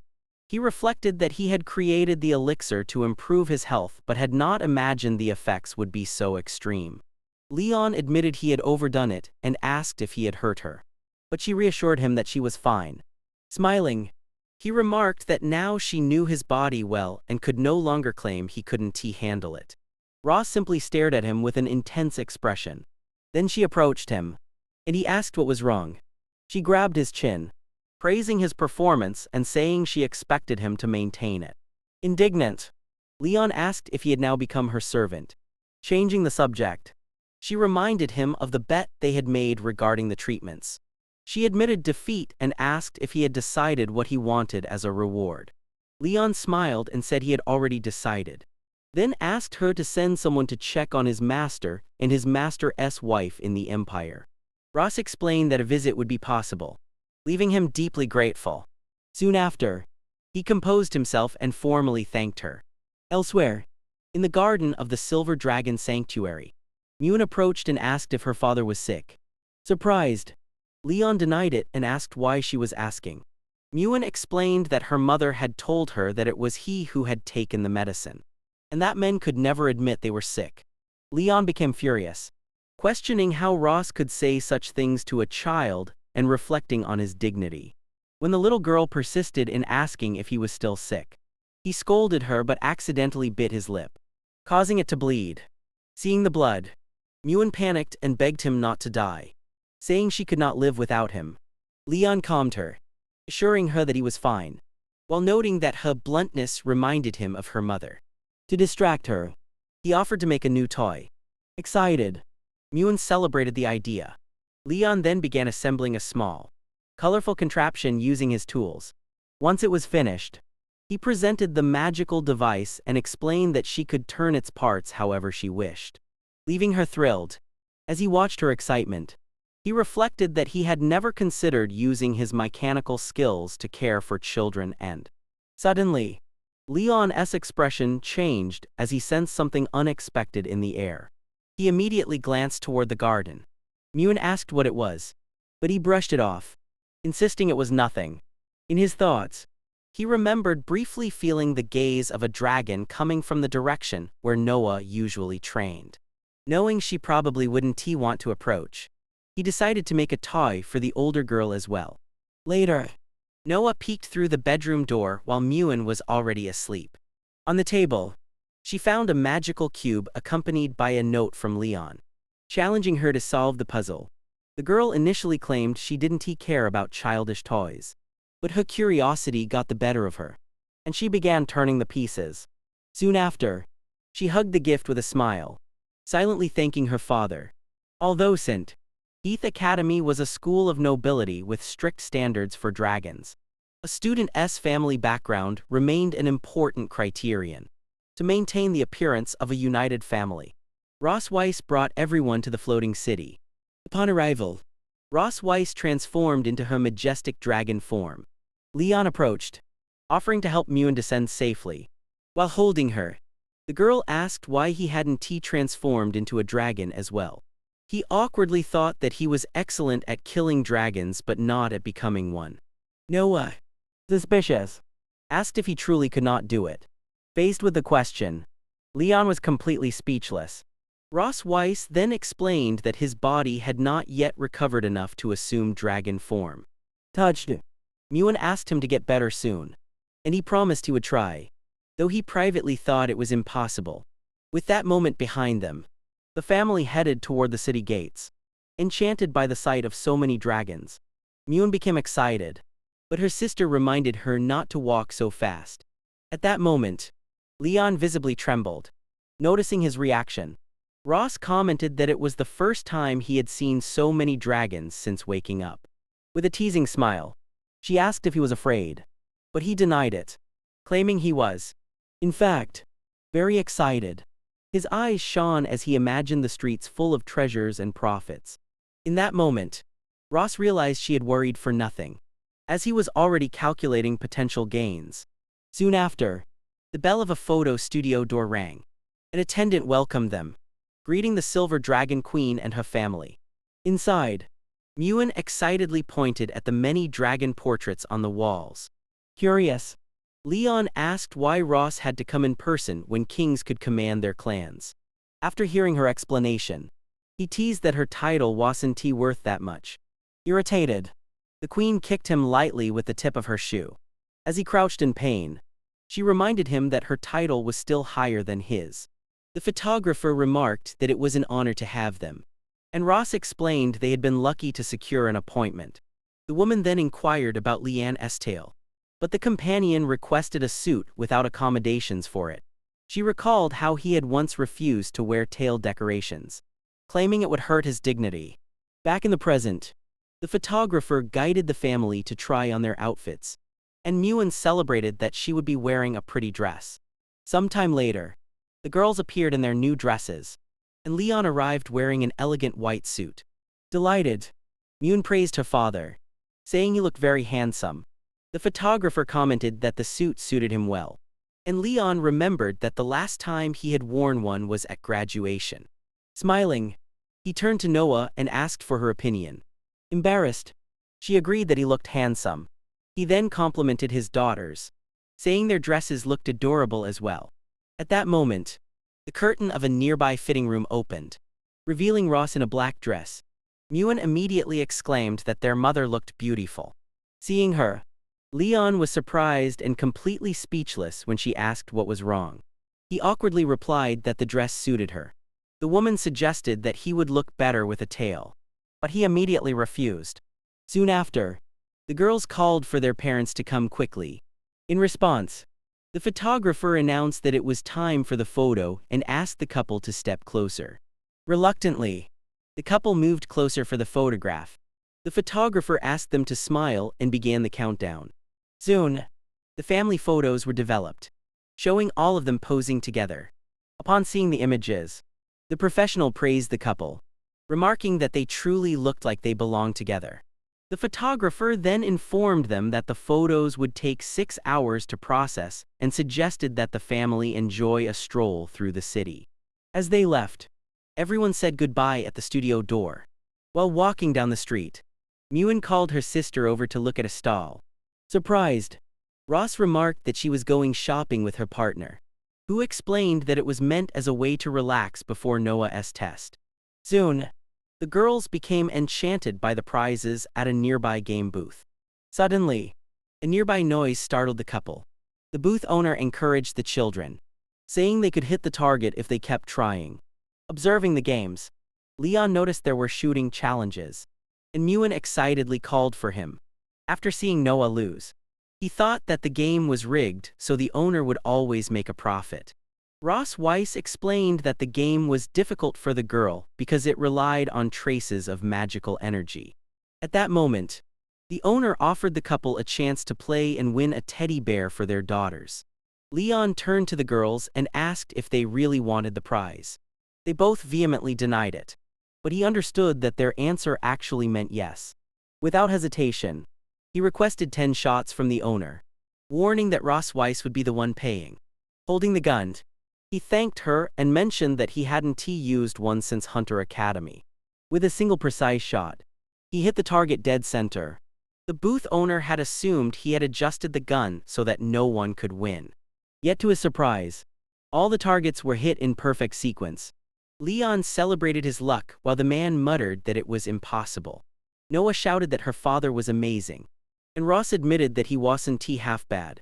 The owner handed over the prize to the winner, who accepted it with a victorious smile, then gave the teddy bears to his daughters, who thanked him excitedly.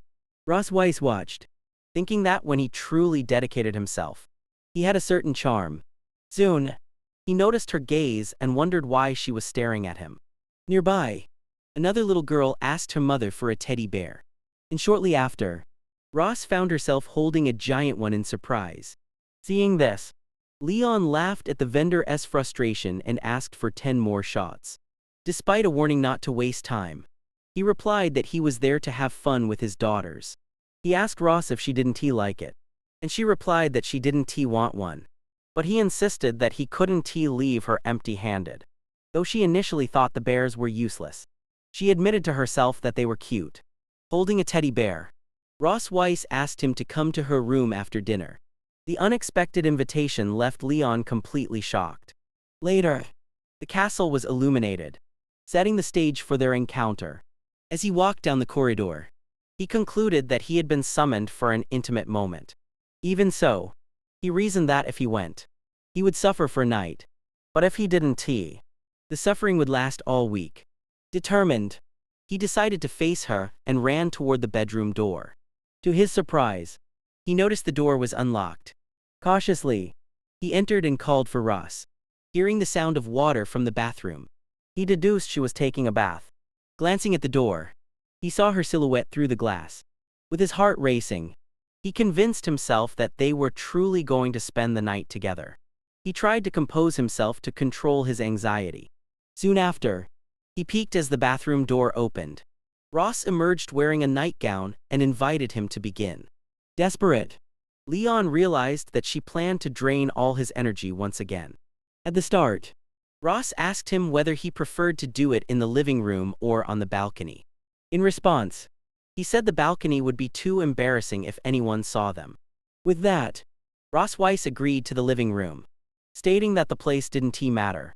Leon closed his eyes, took a deep breath, and prepared himself for whatever was coming. He then shouted that he was ready to begin. Suddenly, he threw himself onto the sofa, prompting her to question what he was doing. Lying down, he asked in confusion if this wasn't what she wanted. Ross teased him, commenting that he certainly seemed eager, but that it would have to wait for another time. As he sat up, he noticed a scroll in her hand and asked what it was. She explained that it was sent.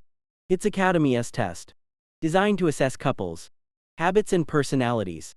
She added that their answers needed to align to avoid negatively affecting Noah's evaluation. Leon read the paper and questioned whether it wasn't just a silly compatibility game for couples. He then asked what her favorite color was, and she answered black. While he wrote down silver, they then exchanged papers to check their answers. Immediately, both exclaimed in embarrassment, realizing that the similarities had been purely coincidental. Ross suggested testing how well they truly knew each other, and Leon agreed. Shortly after, he announced that he had completed his part of the test. When they compared results, he boasted that his score was higher. In her thoughts, Ross was impressed by the details he had gotten correct, such as the comfort of her tail, though she noticed that his mistakes occurred only when trying to guess her innermost thoughts.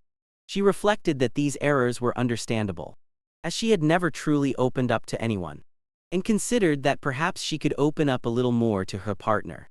Meanwhile, Leon noticed her staring at him and wondered if it was due to anger over the score.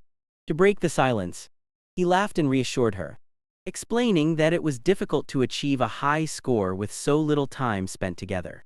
He added that, for Noah's sake, they needed to try to understand each other better. Ross was flustered by his comment. She then playfully hit him, telling him to stop stalling and write down the correct answers already. They argued briefly over the answer to the disappointing question, with her expecting him to apply his dragon strength once more. A week later, Leon celebrated their new average while Ross Weiss slept in his lap. Satisfied with the result, he prepared to leave. As he stood, she grabbed his clothes and asked him to wait. She invited him to take a bath in her bathtub before leaving.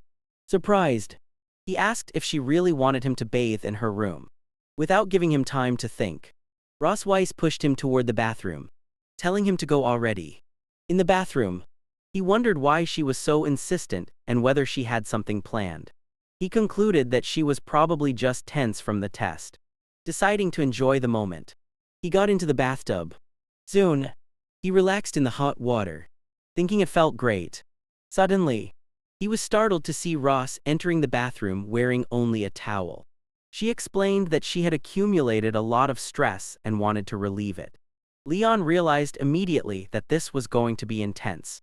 He shouted for her to find another way to relieve her tension instead of dumping it on him. Smiling, Ross replied that transferring the stress onto him was the only way she could relax. As she entered the bathtub, she teased him, asking if he hadn't come there with the same thought. Leon had nothing to say and admitted he had no arguments. Finally, she warned him that he wouldn't escape and should surrender to his fate. At last, the day of the entrance exam at St. Academy arrived. Upon arriving, Leon was impressed by the grandeur of the place. Standing at the entrance, he and Ross grew serious for a moment. Quietly, he teased her about the stress therapy from the night before. Irritated, she cursed him softly, but he laughed and called her to enter. Inside, they observed the crests of the great families. Soon, a receptionist called for Noah Cosmo Milkway of the Silver Dragon tribe. Ross was surprised when she checked her clipboard and realized that their daughter was only 1 year and 3 months old. Leon asked if there was a problem, and the receptionist explained that although the minimum age was 1 year, most dragon hatchlings entered between 4 and 6 years old. Ross stepped in, stating that their daughter was intelligent and they respected her abilities. The staff then directed them to the family evaluation on the 4th floor. While Noah proceeded to take her test, they arrived at the meeting room on the indicated floor. The couple sat on a sofa to wait with 3 other people. In a low voice, Ross asked if he thought the others would be easy to deal with. Leon whispered back that they looked easy to defeat and that his former self could have beaten them in 50 moves.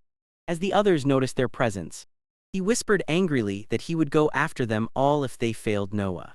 A man introduced himself as Vice Principal Walter Wilson, in charge of the parental evaluation. Both smiled politely, though Leon suspected the evaluator might cause trouble. The vice principal began by asking when their wedding anniversary was. The couple tensed, as it was the question they feared most. In a flashback, Ross had worried about how to answer, since they weren't actually married, and Leon suggested using a memorable date. They recited the agreed-upon date, May 25th of the year 1733 in the creation era, the day they had met in the dungeon. The vice principal commented on how quickly the marriage and pregnancy had occurred. Leon improvised a story about love at first sight. Then the evaluator asked if they had discovered any flaws or bad habits in each other. To sound convincing, Leon said yes, while Ross said no, following the plan they had agreed upon. During the interview, Leon admitted that sometimes he felt he wasn't very important at home. Even so, he continued praising Ross Weiss for being highly efficient and taking care of everything perfectly. However, he acknowledged that she built up stress and expressed a quiet hope that he could help more, silently pleading for her to stop taking it out on him. The evaluator asked Ross what she considered her husband's most charming qualities. She described him as handsome, intelligent, and responsible, listing several of his traits. Leon listened with a forced smile, unsure whether her words were genuine praise or gentle teasing. Then she took his hand and advised him not to overdo things, squeezing tightly enough to cause him a little pain. Observing this, the interviewers concluded that the couple was deeply in love. The evaluation continued in a pleasant atmosphere. To conclude, the evaluator suggested that they ask each other one final question. Ross smiled and said she had no questions, claiming she already knew everything about her partner. Then, unexpectedly, Leon asked whether she liked the teddy bear he had given her. Ross Weiss was momentarily confused, not understanding why he asked. Flushed, she admitted timidly that she had liked the gift very much. Satisfied, he smiled and said he had no further questions. The evaluator then concluded the assessment and thanked the couple for their cooperation. A few days later, a messenger dragon delivered a letter, which Muin announced excitedly as having arrived. Everyone gathered anxiously around the table while Leon opened the scroll. It revealed that Noah had passed the evaluation and was invited to attend the admission ceremony. As the sisters celebrated her success, the parents looked on in surprise. Muin hugged her sister, exclaiming that she and their parents were amazing. Ross Weiss thanked her partner, but he insisted it was unnecessary, pointing out that Noah had done it all herself and that she was their daughter. Smiling, Ross announced a banquet and said he would help so he wouldn't feel unimportant, prompting him to call her petty and spiteful. Finally, the day of the entrance ceremony at St. Hit's Academy arrived. On stage, the headmaster welcomed the new students and congratulated them on their acceptance. The audience, consisting of families and students, listened attentively. The headmaster then announced that the top-ranked student, Noah K. Melkv, along with her family, would come on stage. Excited, Muin cheered, delighted that her parents and sister would be part of the moment. Leon, Ross, and little Noah walked toward the podium. On the way, Leon recalled that he had been informed about the unexpected speech only an hour earlier and accepted that he had no choice but to face the situation. Once on stage, the headmaster asked the student if she had any advice or words she wished to share. At first, Noah spoke of her mother, a powerful dragon, who had always supported and inspired her to be strong. She then thanked her sister for always being by her side, which deeply pleased the family. Curious, Leon wondered if his daughter would mention him as well. Lastly, Noah thanked her father for staying up countless nights to help her study. Hearing her words, he was visibly moved. She ended her speech with a simple expression of thanks. Afterward, the headmaster suggested that Leon kiss Noah to show his fatherly love. Panicking, Leon wondered if the headmaster intended to turn the ceremony into his execution. He recalled that just a month prior, the girl wouldn't have let him touch her. Whispering to himself, he proposed that a hug might suffice. However, Noah insisted that he kiss her immediately to get it over with, leaving her father momentarily shocked. Since Noah insisted, Leon kissed her on the forehead. In the audience, Mune exclaimed that she wanted to kiss her sister too. But the maid stopped her from running forward. Beside them, Ross Weiss felt relieved that the headmaster's suggestion had not been directed at her. The headmaster praised the Melkvi family, remarking that they exemplified what a true family relationship should look like, and jokingly asked how Leon could forget his wife after kissing his daughter. Irritated, Leon thought the headmaster had crossed a line and wished he had confronted him during the evaluation. Yet, glancing at Noah, he decided he could not let such a small matter rattle him on such an important day. Turning to Ross Weiss with a smile, he reminded her that they were the most harmonious family. She whispered back incredulously, but he replied that he had no choice with the girls watching. Ross wondered how her husband could remain so calm when she herself was extremely nervous about being close to him. Putting her embarrassment aside, she decided to kiss him once, but he merely gave her a quick kiss on the cheek and stepped back immediately. The unexpected gesture left her completely surprised and speechless. As she touched her face, still processing what had happened, Leon turned to the audience and thanked them, even as they called for another kiss. Whispering to Ross Weiss, he admitted that he now felt relieved. She realized she had been outmaneuvered and angrily thought she would make him pay if they weren't in public. The headmaster dismissed the family so they could rest. Outside, everyone exchanged farewells. Ross Weiss told her daughter she would pick her up over the weekend. Mune hugged her sister, asking her not to forget her, and Noah reassured her.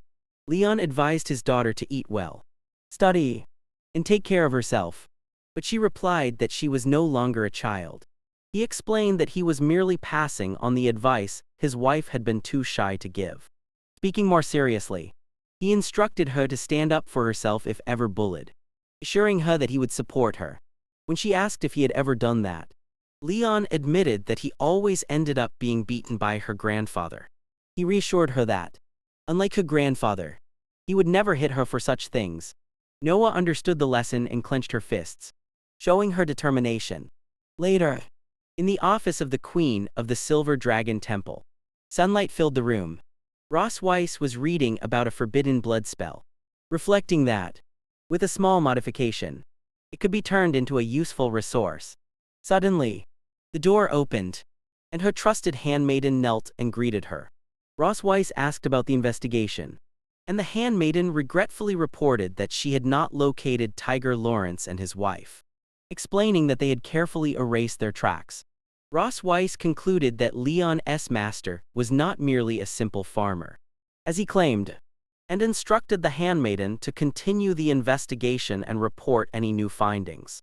Moments later, Leon trained with a staff, encouraging little Muen to strike downward with all her strength. She performed several movements at once, surprising her father. From a distance, Ross Weiss watched their training session. When the girl saw her mother, she called out joyfully. Leon asked if she had finished patrolling, and she confirmed that she had. Ross Weiss then inquired whether their daughter had behaved well with her father, and the girl said she had been very obedient. Soon after, she announced that they would have steak for dinner and instructed the girl to change her clothes. Mune was thrilled, as she loved steak, and quickly left singing happily. Once the child had left, Ross Weiss turned to Leon. He jokingly pointed the staff at her face. She asked if he had finally decided to attack her, reminding him it would be treason.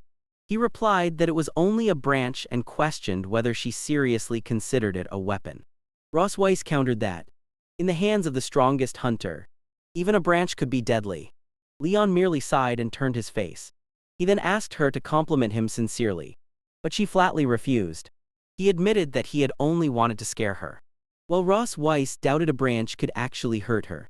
At another moment, she mentioned that Noah had written a letter saying everything was fine at the academy.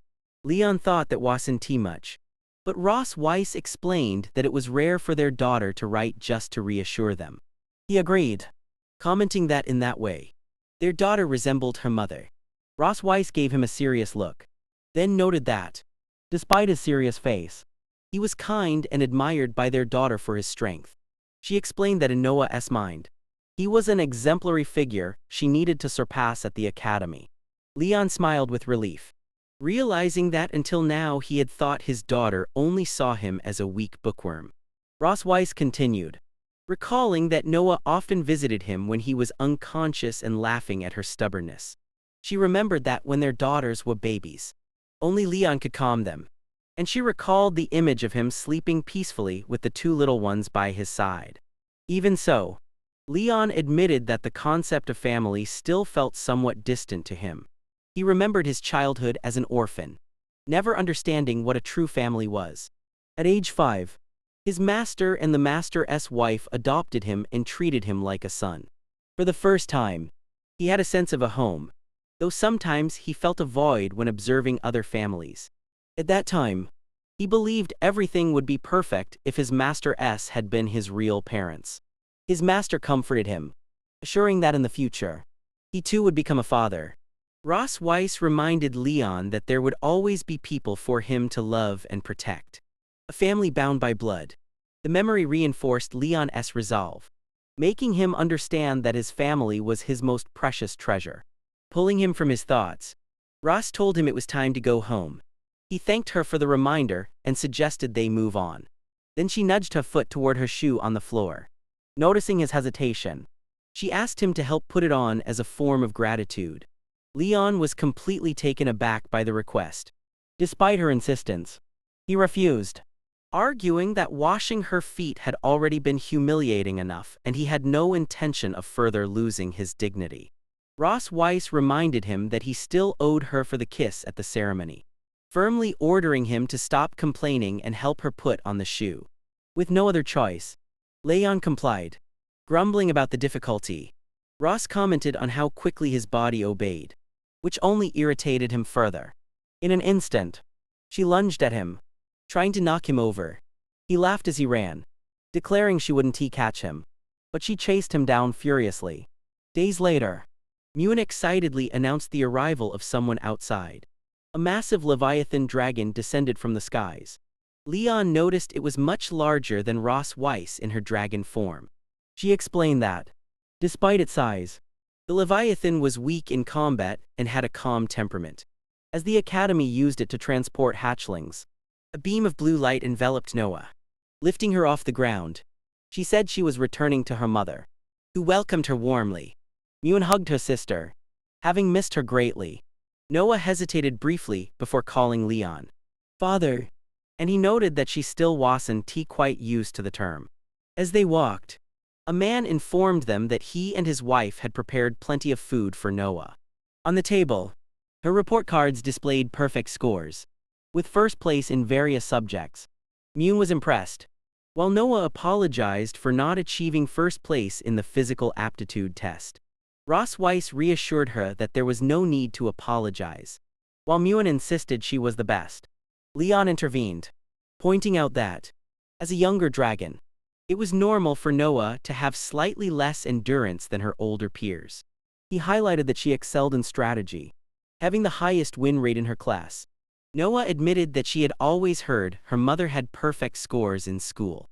To encourage her, Leon revealed that he had not been first in his class either but had achieved success through hard work. He encouraged her not to be discouraged, noting that she could do even better. And Mune agreed. Curious, Mune asked who would win if their father, so strong, fought their mother. Both parents were taken aback. Confidently, each claimed they would win, and immediately glared at the other. Leon bragged that no one could beat him in combat training, while Ross Weiss declared that she would defeat him regardless of his awards. Leon teased that she had married him because she lost, but she retorted that it was the other way around and that was why they had children. With that, Leon challenged her to settle the dispute outside a battle he had wanted for a long time. Mune asked if they were going to fight, and Noah decided they should watch. The couple stretched in preparation, while the daughters watched from nearby benches. Mune's excitement caused her cup of juice to fall, startling her parents and interrupting their focus. Noah urged them to hurry. Leon took the initiative, charging forward with a punch wrapped in blue energy. But Ross Weiss blocked it with ease using one hand. She counterattacked with a tail strike, which he narrowly dodged with a backflip. Supporting himself on the ground, he launched a new attack, delivering a powerful kick that she blocked, though the force pushed her back several meters. Realizing she was at a disadvantage in close combat, Ross stepped back to gain distance, unleashing magical energy. Noticing her strategy, Leon watched carefully. Ross Weiss stated that the method didn't matter as long as she won, and prepared a ranged attack, unleashing a blast that Leon easily dodged. Ewan worried that her father might lose, but Noah explained that both parents were using their best strategies. The younger girl concluded that their mother lacked confidence in close combat. Impressed, she praised her sister, who said she had learned the tactics in class. Ross Weiss then challenged Leon to dodge her next attack. He responded confidently, asserting that he was not only fast but resilient. Ross Weiss concentrated her energy for a stronger strike, surrounding Leon with two massive waves of magic. A huge explosion erupted where he had been standing. As the smoke cleared, Leon emerged, surrounded by lightning, declaring that the attack was too slow. Ross Weiss realized he had used lightning magic to enhance his body. Determined, Leon shouted that no one would take away his well-earned month of vacation. He charged at her at high speed, attacking her magical defenses. Observing the fight, she recognized that he was acting recklessly and decided she needed to end the battle quickly. Spotting an opening in her guard, Leon swept her legs, catching Ross Weiss off guard and causing her to lose balance midair. Moments later, Leon raised his fist in celebration, savoring the victory. But as he prepared for the final strike, he noticed Ross Weiss losing her balance. Acting quickly, he grabbed her arm to stop her fall and pulled her close, holding her securely in his arms. The battle came to an abrupt halt. The two stared at each other, embarrassed, until she softly whispered his name. Suddenly, Leon felt a strange heat ignite in his chest, a dragon flame blazing within him. Panic surged through him as he screamed, clutching at his chest, unsure of what had just happened. Ross Weiss scolded him gently, telling him he had been distracted in the middle of the fight. The flame faded, and the daughters approached. Ewan, curious, asked who had won. Leon sighed, admitting that by letting his guard down, he had lost. Ross Weiss acknowledged his strength in fighting without his equipment, but reminded him that since he had conceded, he should not forget their bet. Realization dawned on him, and he collapsed in despair. The girls asked if their father was hurt, and Ross Weiss reassured them that he had only overexerted himself and would be fine soon. That night, in the children's room of the Silver Dragon Sanctuary, Leon said his goodbyes. He asked Noah to look after Ewan and reminded the youngest to behave. His emotions welled up as he expressed concern about leaving his daughters alone. Noah teased him, saying it was only one night with their mother. Panicked, he insisted that a night being tormented by his wife was worse than any execution. Ewan, cheerful as ever, commented that their mother was going to eat him, having read somewhere that females consumed males. Leon shivered at her delight in the idea. But Ross Weiss appeared, scolding him for saying such things to the children. She tucked them in, promising that only interesting discussions with their father would follow. The daughters speculated on what interesting might mean, receiving vague, conflicting answers from the adults. Ross, impatient, dragged Leon away, but he asked for a moment to say his last words. As he was pulled off, he shouted that he would always love his daughters, while Noah muttered that adults were immature. Later, in the private chambers of the Queen of the Silver Dragons, 2 bottles of wine and glasses were prepared. She offered Leon a glass, but he refused, preferring to stay sober to avoid being manipulated. Ross Weiss, however, stared silently at her own glass before reminding him of the promise he had made to fulfill her request after losing their bet. Leon said he wasn't in the mood, intent on keeping his composure. Unexpectedly, she confessed that she had actually wanted him to win the fight. Confused, he asked why. She explained that if he had won, he would have had a month to recover and perhaps become more interesting. Suspicious, Leon asked why she hadn't simply surrendered. Ross approached him with a playful smile and suggested a little game. Tilting her glass, she poured wine onto herself, explaining that she loved seeing the expression on his face when he lost. Shocked and nervous, Leon asked what she was doing. With a seductive tone, she ordered him to drink it. The aroma of wine mixed with her perfume overwhelmed him. On impulse, he leaned in and drank directly from her body, leaving Ross Weiss gasping in surprise. Once he finished, she asked, flushed, if it had been good. Smiling, he admitted it wasn't tea enough for her. She then ordered him to open his mouth, biting her own lip to draw blood. She let a drop fall into his mouth. Alarmed, Leon pushed her away, asking what she thought she was doing. Realization hit him quickly. She had cast a forbidden blood spell on him. She confirmed it was the very curse he had encountered before. His eyes glowed red with intensity. Leon demanded to know why she had done it. Ross Weiss explained that she had been annoyed by the lingering effect of a spell he had cast on her and wanted to reclaim control. When he asked about the price of such a spell, she smiled, revealing that she had modified it to leave only the enchantment's effect. Under its influence, he felt his body burning and his mind going blank. Ross Weiss placed a hand over his chest and whispered that she had always forced him to stay with her, even against his will, and now she wanted him to obey. Despite the overwhelming sensation, he let out a breathless laugh. Ross teased him lightly, asking if the brave dragon hunter could no longer control himself. Ross Weiss revealed a magical artifact she had obtained from Sky City, a device capable of recording images for a short time. Under the weight of the moment, Leon admitted, almost involuntarily, that he wanted to kiss her. For a heartbeat, he froze, able only to utter a single word. Ross Weiss smiled and asked him to repeat it louder. Panicked, he shouted it out but immediately denied that it was what he truly meant. She held his face in her hand, commenting with amused disdain how pitiful he had become, abandoning all pride just to beg for a kiss. Then she told him she would not give him what he asked for. Leon froze, speechless. In a sudden, impulsive motion, he lunged forward, knocking her down as he called her name. The hunter pinned her to the ground, breathless. Even in that position, she remarked that impatience was uncharacteristic of him. Holding her hand, Leon confessed that he wanted to kiss and embrace her, finally admitting that he wanted to make love to her. Ross Weiss realized instantly that this reaction was the effect of the blood curse.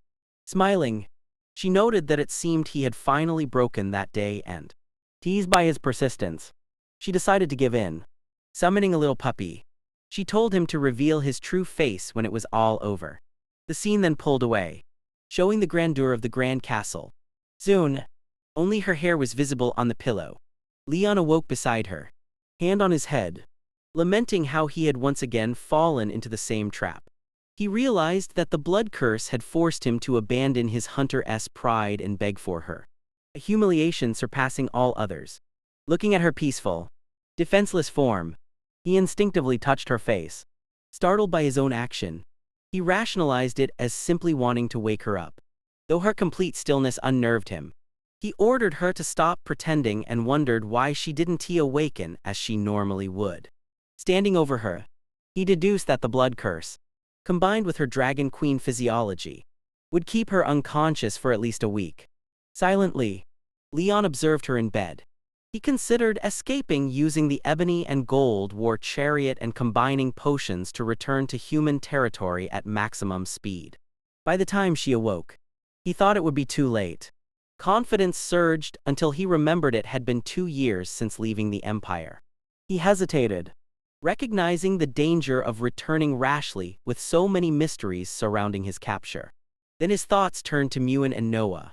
Memories of Muin chasing a butterfly while Noah warned her not to fall reminded him that he couldn't leave them behind. Resigned, he concluded that, for now, he would remain in the Silver Dragon Sanctuary. Looking at the sleeping Ross Weiss, he contemplated revenge for the previous night but teasing her. He whispered to himself, asking if she disagreed. Muin approached, asking if Mommy was okay after sleeping all day. Noah questioned Leon about the events of the night. With a smile, Leon made up a story about a conversation on the balcony and her catching a cold. The maid, Anna, reassured him that the doctor had examined her and that everything was normal despite her weakness. Leon delegated internal matters to her while focusing on his own plan. By the bed, Muen promised her mother she wouldn't upset her again. Leon noticed Ross Weiss sweating and decided he should clean her later. Noah suspected he might take advantage of the situation, but Leon denied it, insisting he only wanted to care for her. Muen and Noah left for the night. Saying goodbyes. Alone, Leon fetched water and a damp cloth, cleaning her to prevent a cold. He noticed her weakened state so much that she couldn't even display her usual pride in her tale. Next, Leon considered changing her clothes. From the wardrobe, he selected an outfit, bare shoulders, a low neckline, and stockings. He pondered her ears but solved the problem by tying up her hair. With a satisfied smile, he presented her transformation Ross Weiss in a bunny girl version. Admitting to himself that she looked incredibly beautiful, he suddenly noticed a glow on his chest. The dragon mark, a symbol of desire between bonded bearers, flared. Desperate, he blamed the costume and recited the Dragon Hunter's code of honor 10 times to regain control. Remembering the camera, he quickly located it and began taking photos, adjusting her face and instructing her to smile though she remained asleep. As he worked, Ross Weiss stirred, causing Leon to panic, but she remained unconscious. He decided to return her to pajamas and continue his revenge plan the next day. The following morning, Muen ran through the hall calling for her sister. Noah explained that her Rubik's Cube had broken, and she couldn't find their father. Muen worried that Leon had escaped during her mother's unconsciousness. And Noah comforted her, promising they would find him together. They ran through the castle, checking every room, barrel, and hidden corner, but Leon was nowhere to be found. Noah reflected to Muen that good people eventually leave, as he had in the past. Muen struggled to understand, and Noah explained that Leon's presence had always been temporary. She recalled her father trying to escape when he first woke, and how he only got closer afterward, possibly to manipulate them into lowering their guard. Realizing that love could hide hidden motives, Muen concluded that she would rather not accept it than be used as a tool. Crying, Muen lamented that mommy wouldn't wake and daddy didn't love them. Noah comforted her, promising to protect her as a big sister. They resolved to hold a farewell ceremony for Leon. Meanwhile, Leon surveyed the mountains behind the Silver Dragon Sanctuary, mapping potential escape routes and noting Ross Weiss's favorite locations. His investigation, he admitted, was a cover for a more mischievous plan to humiliate her in her favorite place while she was weakened. He selected a large tree with a firm trunk and assessed the area. The ground needed flower petals for cushioning, and the location offered a perfect view of the sanctuary. Everything prepared, Leon smiled, confident that this time she wouldn't win. Back in the courtyard, he heard crying near a bonfire. The maids explained that the children had prepared a funeral ceremony, and Muen offered a stake to the portrait of the man they were honoring. Approaching cautiously, Leon greeted them, startled the maids, and discovered the portrait was of himself. Admiring how handsome he looked, he suddenly realized the absurdity of the scene and screamed in desperation, confused by the strange turn of events. Surprised, Muen pointed at him and shouted, "Daddy is back." Leon smiled warmly, kneeling to embrace his little daughter. A funeral for just 1 day away. That's a bit much, he said in a relaxed tone. Tears glistened in Muen's eyes as she ran into his arms, shouting, "Daddy, you back." Still holding her, Muen whispered, "I thought you didn't want us anymore." Caressing her head, Leon shook his head. "What nonsense is that? How could I ever not want both of you?" Noah, observing, explained, "We searched everywhere for you and thought you had already left." Muen's eyes widened as she realized her mistake. Leon picked her up, assuring her, "It's all over now. You don't need to worry."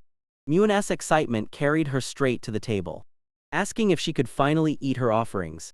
Leon chuckled inwardly, noticing she had inherited his glenny. Noah followed, gently scolding him. "Next time, let them know before leaving alone." Leon apologized, realizing both girls had been worried Noah was just too proud to admit it. Noah's own apology took him by surprise. Reflecting, Leon realized the farewell ceremony was a misunderstanding. Deep down, he hadn't made the girls feel secure enough. He understood that Noah craved affection but would never take the first step or trust promises blindly. As a father, he resolved to show his love through small, steady actions. Caressing Manhwa's head, he promised, "We'll have dinner together, and I'll always be here for you." The next day, in the Queen's room, Ross Weiss began stirring. Her eyes opened slowly, and Mun cheered. "Mommy's awake." Joyfully, she explained how worried she had been. Ross Weiss smiled weakly, apologizing for causing concern, but quickly realized her magic felt drained. She deduced that her Dragon Queen body had been weakened from expending power to save Leon from the curse's effects. Muan, standing beside the bed, commented knowingly.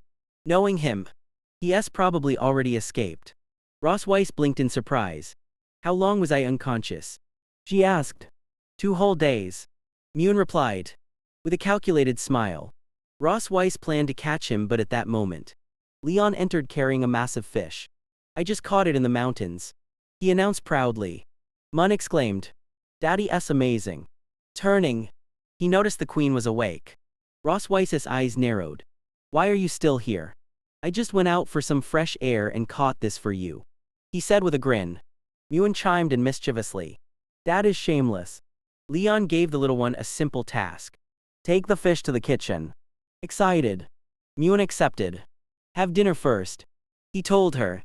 "Mommy and I have something to discuss." Alone, Ross Weiss eyed him warily. "I thought you'd take advantage of my being unconscious to escape with the girls." Leon calmly removed his gloves. "How could I escape? There's still much left unresolved between us." She frowned, asking what he meant. He reminded her of what she had done when he woke up a month ago. Panic flashed across her face. "You were not planning to do that." "Exactly what you're rethinking," he replied with a victorious smile. Ross Weiss warned, "Don't think you can take advantage of me just because I am weak. Don't do anything reckless." Leon tilted his head. "Weak? I was in no better condition either, marked by your dragon seal without a chance to refuse." Her eyes flared. "When I regain my strength, you'll pay for this. Don't do anything you'll regret." "I won't," he said, holding her gently. "My dear wife, this is the most correct decision I've ever made." Cradling her, he declared, "Now it's your turn to be the prisoner of war." Through the cherry blossom forest, Ross Weiss struggled, commanding him to put her down immediately. Leon warned her to stop moving or she'd fall. Finally, he set her beneath a massive cherry blossom tree. "Why here?" she demanded. "I studied the places you loved most while you were unconscious. This is tonight's first destination," he explained. "First destination?" she asked. Suspicious. "You plan to take me to more places." Leon pointed to a distant shrine. "From there, you can see everything perfectly." Ross Weiss's eyes widened. "Are you trying to get revenge for what happened in your homeland?" He smiled, confirming it. "Returning a favor isn't that a right exclusive to dragons." The seal on his chest glowed faintly. Holding her close, he directed her gaze to the palace in the distance, the source of her pride and dignity. "How does it feel?" he asked, stepping closer. "To be defeated by a fallen dragon hunter, just as you once did to me." Ross Weiss clenched her fists, resisting mentally, but her body betrayed her. Craving more. Resolutely, she thought to herself. This night was far from over. Suddenly, Ross Weiss's tail wrapped around Leon's body. Surprised, he wondered how she still had enough strength to wield that appendage. With a grin, he declared, "The night is long, and the feast of revenge is just beginning. Your Majesty." The next morning, Leon woke beside the Silver Dragon Queen, celebrating that he had finally made it back safely. Exhausted after an entire night of tormenting her from one place to another, he still noticed that she looked content even while asleep. Convinced that she had felt everything, he declared his revenge a success. Realizing the maids would soon wake, Leon attempted to slip back to his room. As he rose, he felt a grip on his hand and murmurs of sleepiness. "I am cold." Ross Weiss complained in her half-sleep state. Leon considered it instinctual, a living being seeking warmth, and rested his hand gently over hers, refusing to be tricked again. Muan, observing, wondered aloud if her mother was still asleep. Outside, the birds enjoyed the morning sun, prompting her to remember what she had learned about insect bites. Excitedly, she announced that she had found the ointment and ran toward the bed. "Mommy, wake up. The sun is already up," she called. Drowsy, Ross Weiss muttered that she should go play with Daddy. Muan, undeterred, tried to wake Leon. "The sun is shining on your butt." "Daddy," Leon grumbled. "It's warm, let me sleep a little longer." Muan scowled. "Then who's going to play with me if you both snuggled up?" Leon kissed Ross Weiss's forehead, holding her close as they cuddled. Muan observed, "It's the first time I've seen them so affectionate." Then her eyes fell on the small red dots on their bodies. "Insect bites," she concluded, volunteering to take care of them. Carefully, she applied the ointment, putting extra on her father. Later, Ross Weiss called Leon to wake up. He opened his eyes to discover their faces covered in green ointment, prompting laughter. Proudly, Muan explained that she had treated their insect bites. While Ross Weiss questioned the severity, Leon smiled, saying, "Some things are just for children to know." Muan beamed, insisting she had been amazing, and Leon congratulated her. They agreed to keep the door well shut next time. Soon, Leon appeared with a bowl of food. Offering her a spoonful, he explained that she had gone days without proper nourishment. Ross Weiss initially refused but, after tasting it, admitted the food was delicious. "Of course," he said. "It's fried rice made with all my love." She demanded another spoonful, and soon the bowl was empty. Leon reminded her that over the past days he had bathed her, cooked for her, and even fed her. Ross Weiss teased, "You mean the bathing or the other things?"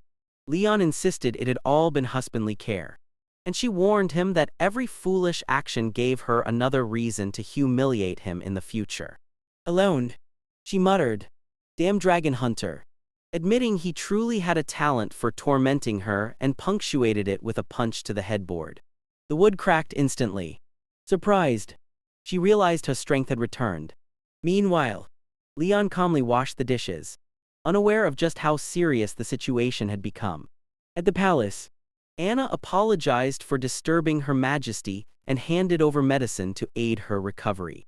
Ross Weiss refused, insisting she no longer needed it. When the maid noticed the cracked headboard, Ross Weiss admitted she had overdone it a bit and asked for someone to repair it. As Anna turned to leave, Ross Weiss whispered from behind a book not to tell Leon about her recovery. She wanted him to continue caring for her for a few more days.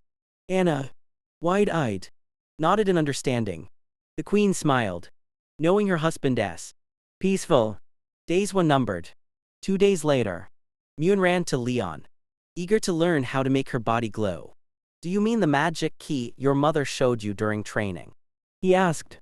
She nodded, explaining that she didn't want to fall behind her sister. Muan eagerly agreed, excited to learn as well. Leon reflected that the sisters' rivalry was an advantage, the younger inspired by the older. Driven to improve, enthusiastic, Leon began teaching the basics of mana channeling. Within hours, Muan was already channeling mana with ease, and he wondered if she might awaken her true power. Exhausted, she announced she was hungry and out of energy. Leon decided not to push further, promising a meal, and Muan cheered. "Daddy is the best." Later, Anna delivered some items requested by Ross Weiss, who dismissed her quietly. Leon, noticing that his wife would need around 5 more days to fully recover, planned to continue teasing her. Approaching her with a playful smile, he offered a massage for any lingering soreness. Ross Weiss, now fully aware of her regained strength, challenged him, "Why aren't you showing any power? I expected more than 2 days of endurance from a dragon hunter." Leon blinked in surprise. "Repeat that, please." Leon had called her Mommy Dragon, and remarked that he had considered letting her rest.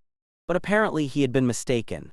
Holding her by the chin, he speculated that if she could speak with such bravado, her body must be equally resilient. As he removed his shirt, he warned her that she would regret speaking so boldly. The woman, however, smiled and responded that she never regretted anything. Suddenly, Ross Weiss wrapped her tail around his waist, catching him by surprise. With a swift motion, she threw him onto the bed using her tail. As she pinned him down, Leon was stunned by the strength she displayed. Finally realizing the extent of her recovery, he asked if she had already fully healed. But Ross Weiss silenced him, asserting that their prisoner should know better than to speak. Beside the bed, a tray with restraint items had already been prepared. Surprised, Leon asked when she had arranged them. Once his wrists and ankles were bound, he began to wonder if he had walked straight into a lion's den. The dragoness warned him not to resist. Leon, bound to the bed, asked if she intended to torture him to extract information. He insisted that he had undergone specialized training and would never yield. But Ross Weiss simply asked if he was certain. At that moment, a magic crystal began playing a memory of Leon declaring that he wanted to kiss her. Realizing what it was, he begged her to give him the object, but the woman teased him, asking who it was that was begging for her. In the recording, Leon's voice repeatedly stammered her name. Desperately, he denied it, claiming it could not be him and that they only looked alike. Ross Weiss then asked if he wanted to see the scene up close. The recording continued, showing Leon expressing that he wanted to hug her, kiss her, and become one with her. At that point, he surrendered, admitting that there was no need to continue because he remembered everything. Ross Weiss commented that it was good he remembered and then picked up a whip from beside the bed. She ordered him to repeat several times what he had said in the recording and teased him, offering to summarize like a teacher if he could not recall. The scene shifted to show their silhouettes behind a divider, with the lamp's light illuminating the room at night.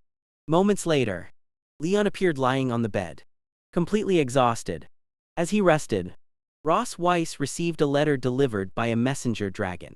Her husband asked if the letter was from the academy and why it had been sent so late. She explained that the academy requested their presence the following day and then revealed that Noah had gotten into a fight with someone, leaving him shocked by the news. Meanwhile, in Vice Principal Wilson's office, Noah waited silently. Across from her, 3 horned boys sat injured and bandaged. The vice principal explained that he had called them in to discuss the incident involving the girl's fight with her classmates. Ross Weiss began questioning whether the boys had been part of a gang that bullied her daughter. While Leon watched Noah with concern, she insisted that she was unharmed. The vice principal clarified that, in fact, it was their daughter who had beaten the 3 boys. Upon hearing the truth, Ross Weiss simply asked if that was all. Father and daughter sat silently side by side. Leon praised Noah for her actions, affirming that she was indeed his daughter. The vice principal then explained that the incident, though minor, highlighted the tensions between dragons born from cocoons and those born from wombs. He noted that while dragon abilities equalize in adulthood, cocoon-born dragons inherit strength from their mothers, whereas womb-born dragons must develop it, making cocoon-born dragons stronger at a young age. Despite being womb-born, Noah had faced 3 older cocoon-born opponents, indicating a promising future. Suddenly, the father of one of the boys arrived and offered to cover the medical expenses, seemingly minimizing the situation. When he saw his son's condition, he questioned how the boys had ended up that way. The boy ran crying into his father's arms. Ross Weiss whispered that the boy belonged to the family of the Crimson Dragon King, while Leon quietly remarked that he had killed so many dragons from that clan they could circle the academy twice. The nobleman then confronted the queen, questioning how she could allow her daughter to intimidate other dragons. Leon quickly interjected, provoking him by pointing out that since they were not strong, they had sent their children to bother his. The boy's father demanded an apology, but Leon challenged him physically. The vice principal slammed his hand on the desk, commanding silence, and asked all the parents to remain calm and listen. He explained that the conflict had started in the cafeteria, where Laurel and his friends had gotten into an argument with Noah after her tray stained his clothes. Later, when returning to the dormitories, the 3 boys had cornered Noah in a courtyard. leading to a fight. After recounting the events, the vice principal asked the boys if they had anything to say. They silently shook their heads.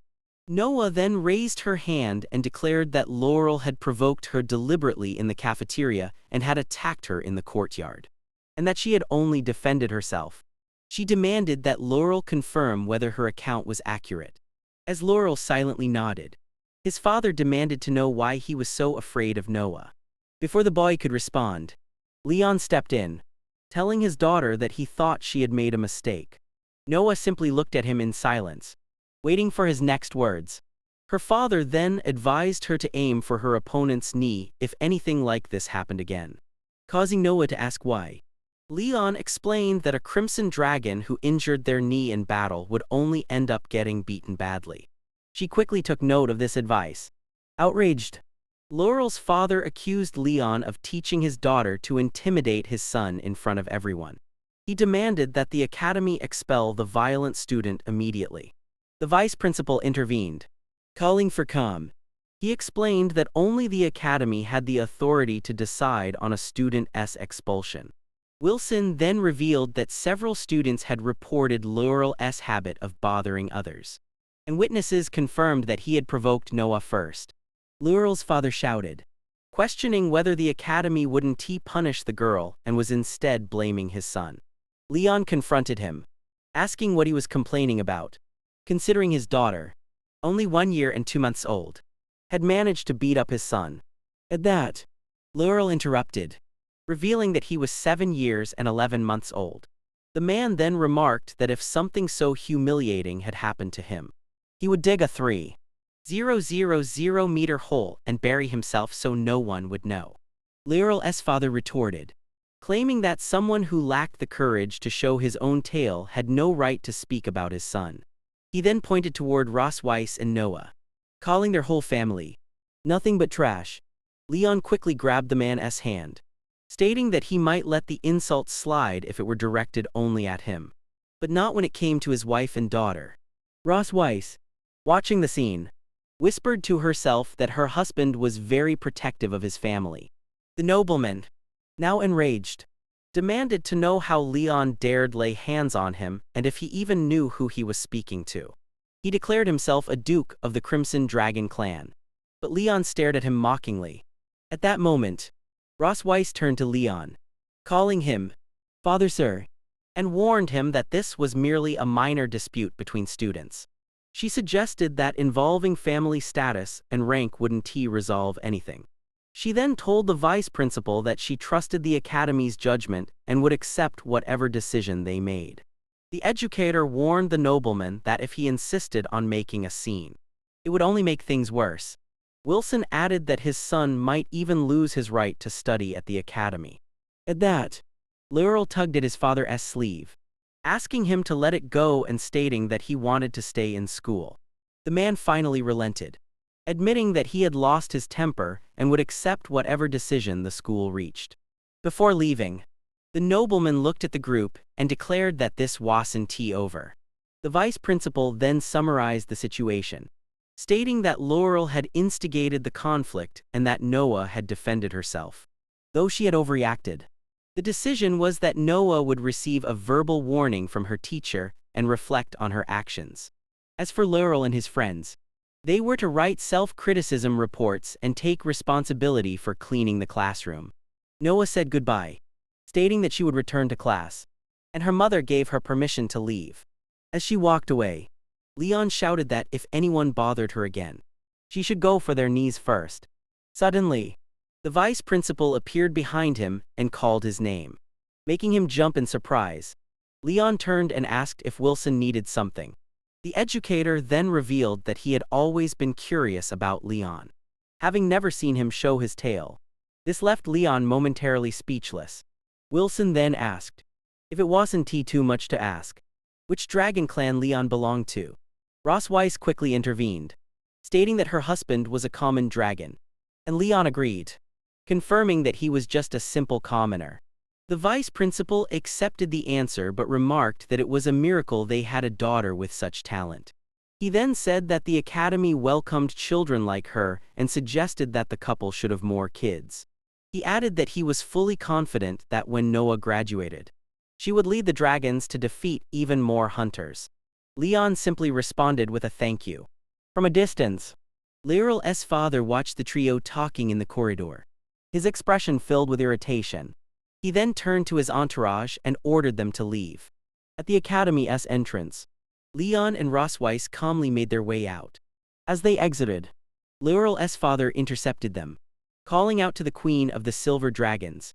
Ross Weiss stared at him, asking if he still had something to say. The man replied that the agreement made in the office had merely been a formality to avoid trouble with the academy. He then warned that now that they were outside, they would settle things the dragon way. With that, the nobleman pointed at Leon and challenged him to a duel right then and there. Ross Weiss considered the situation. Refusing the challenge could lead to rumors spreading that the silver dragons were weak, and her rival taunted them, asking if they were going to back down. In a low voice, Ross Weiss asked her husband if he really wanted to accept the fight.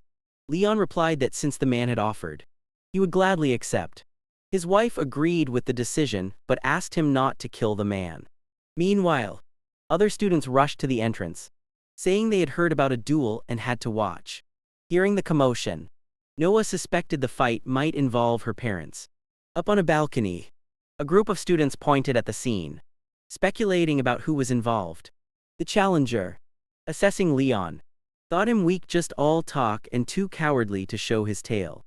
He declared that since his son had lost, he would beat up the girl's father to restore the family's honor.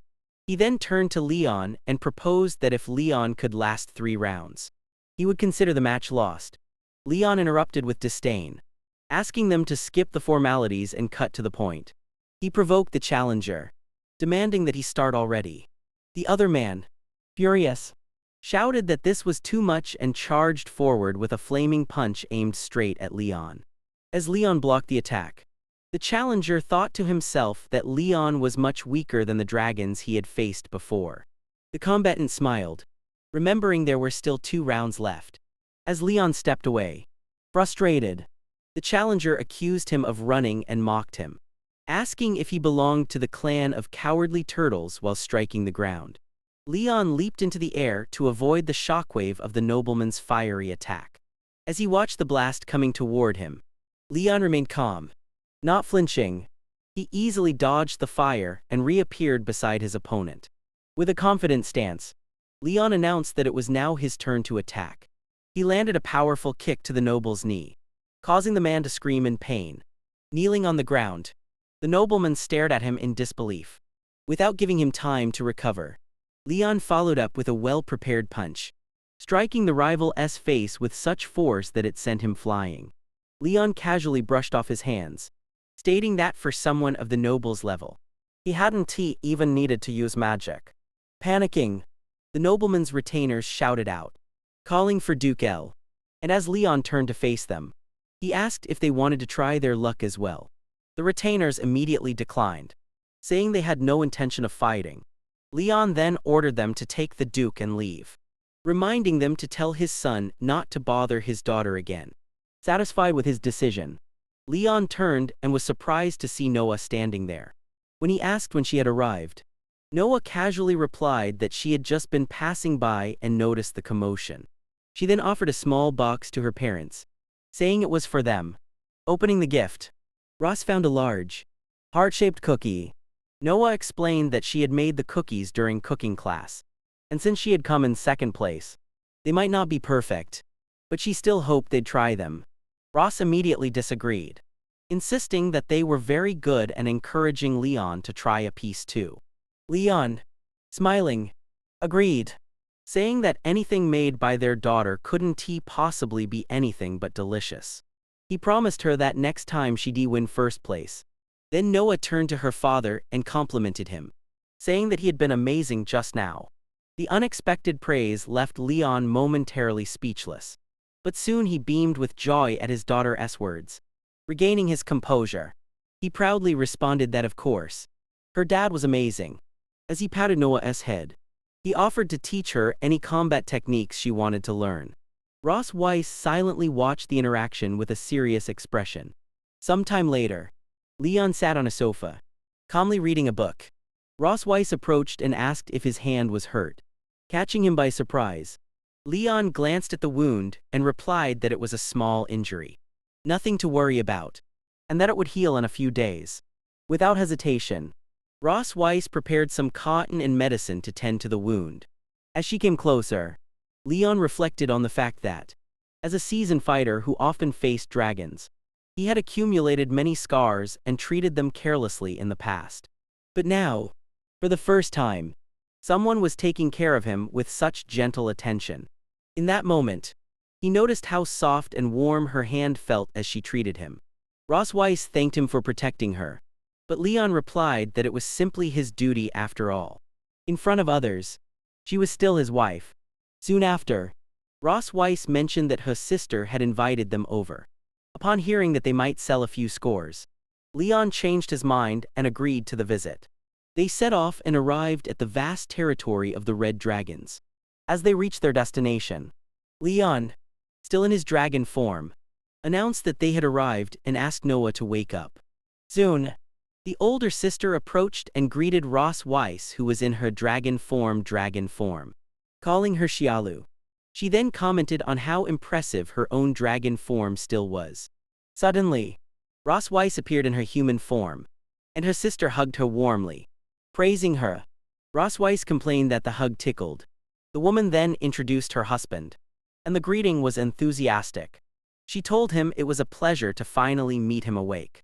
The hostess hugged one of the girls, guessing she was Muin, and the other, Noah, with the little one confirming her aunt's guess. After that, the aunt turned to Noah and asked if she could hug her too. Noah accepted, causing the aunt to celebrate the offer, saying that being able to hug two little dragon girls at once was pure happiness. The hostess then turned to Leon and thanked him for his efforts, mentioning that she had heard he took care of the girls most of the time. Ross Weiss claimed that the girls probably got along better with her, but Leon immediately countered, saying that it made no sense. She challenged him to prove it, and Leon reluctantly agreed. Their sister commented on how well the two of them got along, which made Ross Weiss timidly agree that they got along just a little. The sister then invited them inside, saying they must be tired after such a long trip. Suddenly, Muin shouted excitedly, asking to see what Auntie had to show them. Ross Weiss reacted with shock, demanding that her sister hand over the photos she was hiding. The sister teased her, remarking that Ross looked embarrassed. The hostess dashed through the hall, with Ross Weiss chasing her, trying to get the photos back. Leon commented that he hadn't expected this playful side of his wife.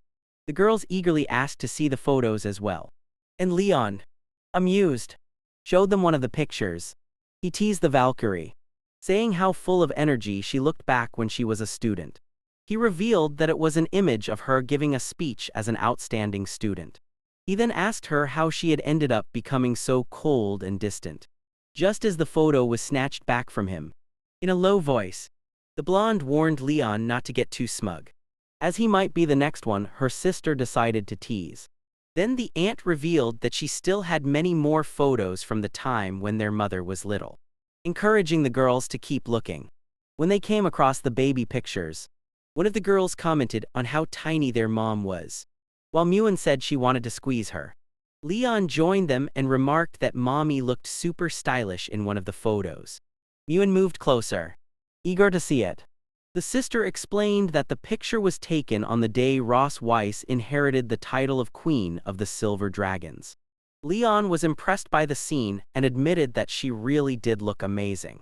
When they reached the last page of the album, Muin complained that there weren't any more photos of their mom to look at. Ross Weiss took the album and said that since they had finished, her sister should put the photos away safely. But the sister revealed that they weren't done yet and asked if they knew what she was holding. Without hesitation, Leon excitedly answered that he knew it was a recording stone.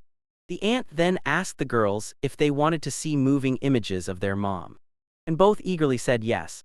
Ross Weiss begged her sister not to show what was on the recording stone, reminding her that she was the youngest. However, Leon immediately pleaded with his sister-in-law to show them what was inside, insisting that Ross Weiss's protest meant it had to be something embarrassing. The blonde shouted her sister's name in protest, but the other woman simply smiled at her. After a moment of contemplation, the sister decided that, since it was Leon's first visit to the house, she would honor his request and save the youngest's wish for next time. Leon cheered at the decision, while Ross Weiss warned him that she wouldn't be bringing him here again next time. With that, the recording stone was activated. As the projection began, the sister announced that it was a super valuable video.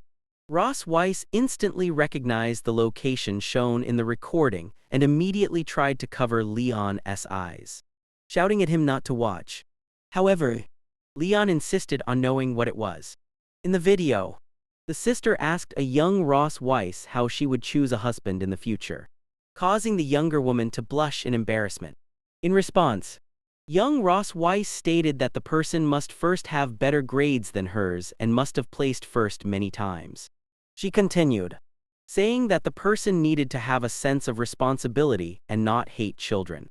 This prompted one of the daughters to comment that it was exactly what their mom said about their dad. As the video continued, young Ross Weiss declared that the man should be powerful but not abuse that power. Leon, hearing this, proudly remarked that she was obviously talking about him. The sister commented that those three qualities were rare since many people ended up being corrupted by power. At the end of the recording, young Ross Weiss firmly declared that if no one like that existed, she wouldn't force herself to get married. The video ended with her saying that if she ever did marry, it would only be to someone who met those criteria. Hearing this, Leon was visibly moved by her words. He realized that this had been her ideal of perfection from the very beginning. Ross Weiss, however, insisted that it was just a silly thing she had said when she was younger. Leon reassured her, saying there was no need to feel embarrassed. The sister, intrigued, asked who had pursued whom first. Immediately, both Ross Weiss and Leon pointed at each other, shouting that it was the other who had done the chasing. The sister then challenged Leon to repeat what he had just said if he had the courage. Faced with the challenge, Leon quickly changed his story, admitting that it was she who had chased him first, but that he regretted it and had ended up pursuing her later. Seeing the scene unfold, the hostess commented that just as she thought, the two of them got along really well, something they both denied in unison. The older sister then offered to show the love letters Ross Weiss used to receive, making Ross Weiss question why she had kept those two. Unable to contain herself, Ross Weiss screamed, demanding that they let her burn all those letters immediately. Later, in a low voice, Leon told his wife that there was no way around it, they had to share a room that night. When they entered the room, they were shocked to find it decorated in an overly romantic and unexpected way. Both of them asked what on earth was going on. As soon as Ross Weiss stepped inside, she asked her sister what had happened to the room. The sister replied that she had specially prepared the guest room for them to stay in for a few days. Right away, Ross Weiss asked if there wasn't another room available, but her sister insisted that they shouldn't be shy after all. They were married. At that, Ross Weiss realized she had let her guard down and that dealing with her sister wasn't as easy as she had hoped.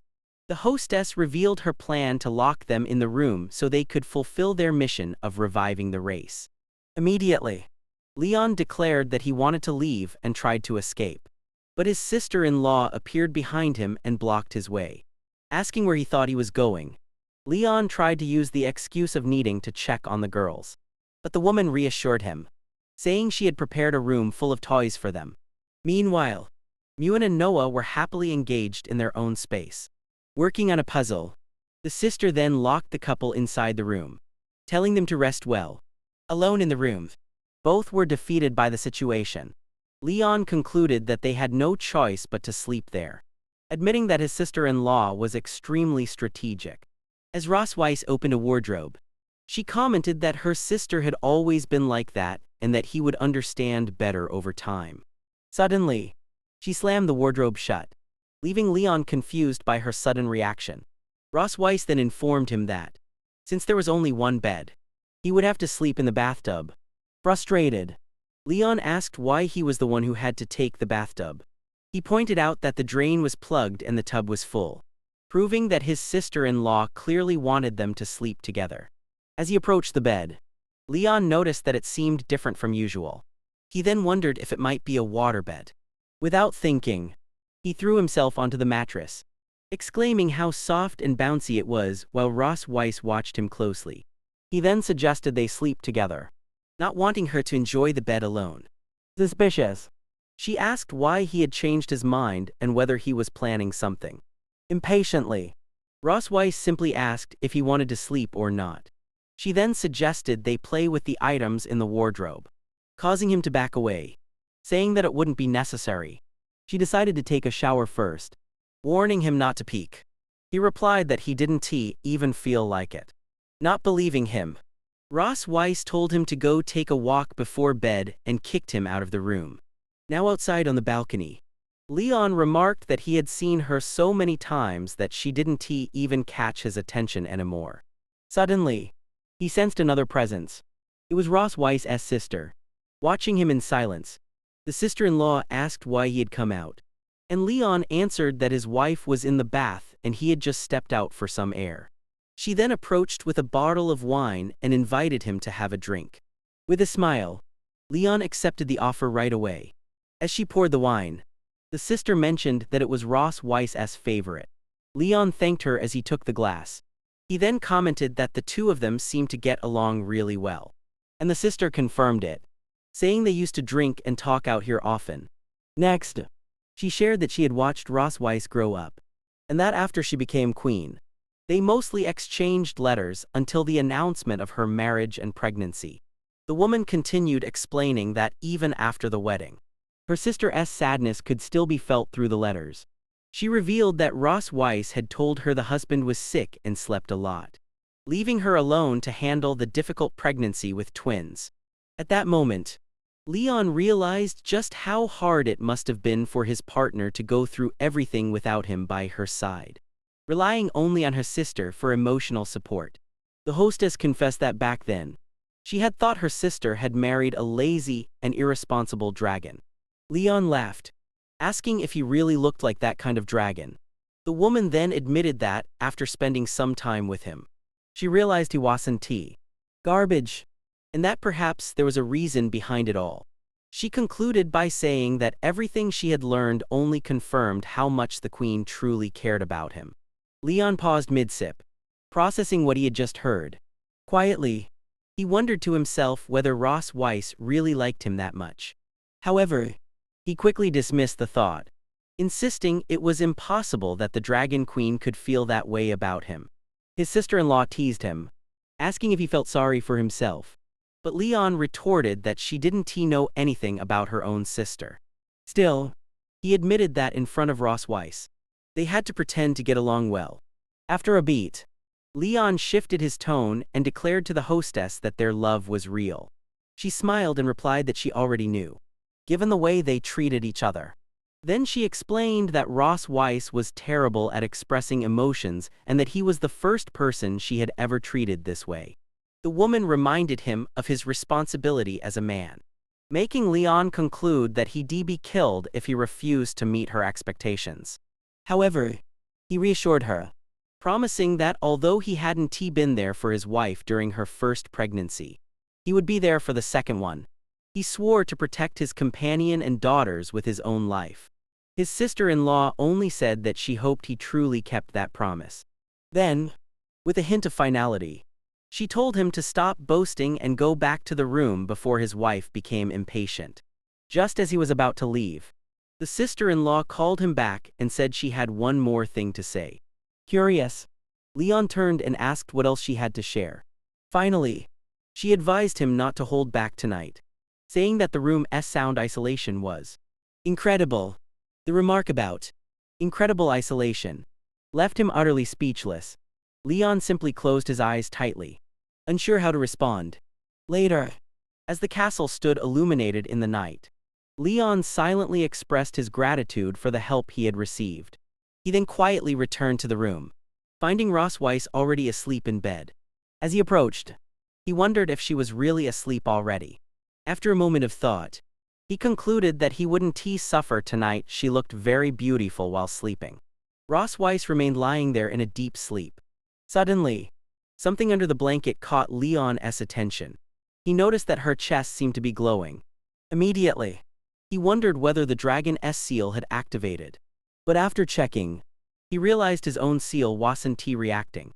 He tried to understand what was happening. With no other option, he reached out to investigate the light under the sheet. To his surprise, Ross Weiss opened her eyes and greeted him with a simple, "Hello." Startled, Leon asked why she had frightened him by hiding a lamp under the blanket. She then explained that she had found the item among the toys and just wanted to play a little trick on him. Next, she teased him, saying that by his reaction, he didn't seem at all disappointed. Immediately, Leon denied it, insisting that it wasn't true. Then, he covered himself and declared that he was going to sleep, asking her not to talk to him anymore. Ross Weiss warned him not to regret it and not to try attacking her in the middle of the night. Suddenly, a spider landed right in front of her, causing her to freeze in confusion. Once she realized what it was, she began to scream. At the scream, Leon jumped up, startled, and asked what had happened. In the next moment, Ross Weiss leaped into his arms, leaving him even more confused. Still clinging to him, she warned that there was a spider in the room. Leon then recalled a photo in the album where she had cried because of a spider.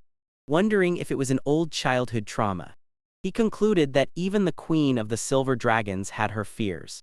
He sighed and said there was no choice, he would have to catch the creature. Ross Weiss urged him to hurry.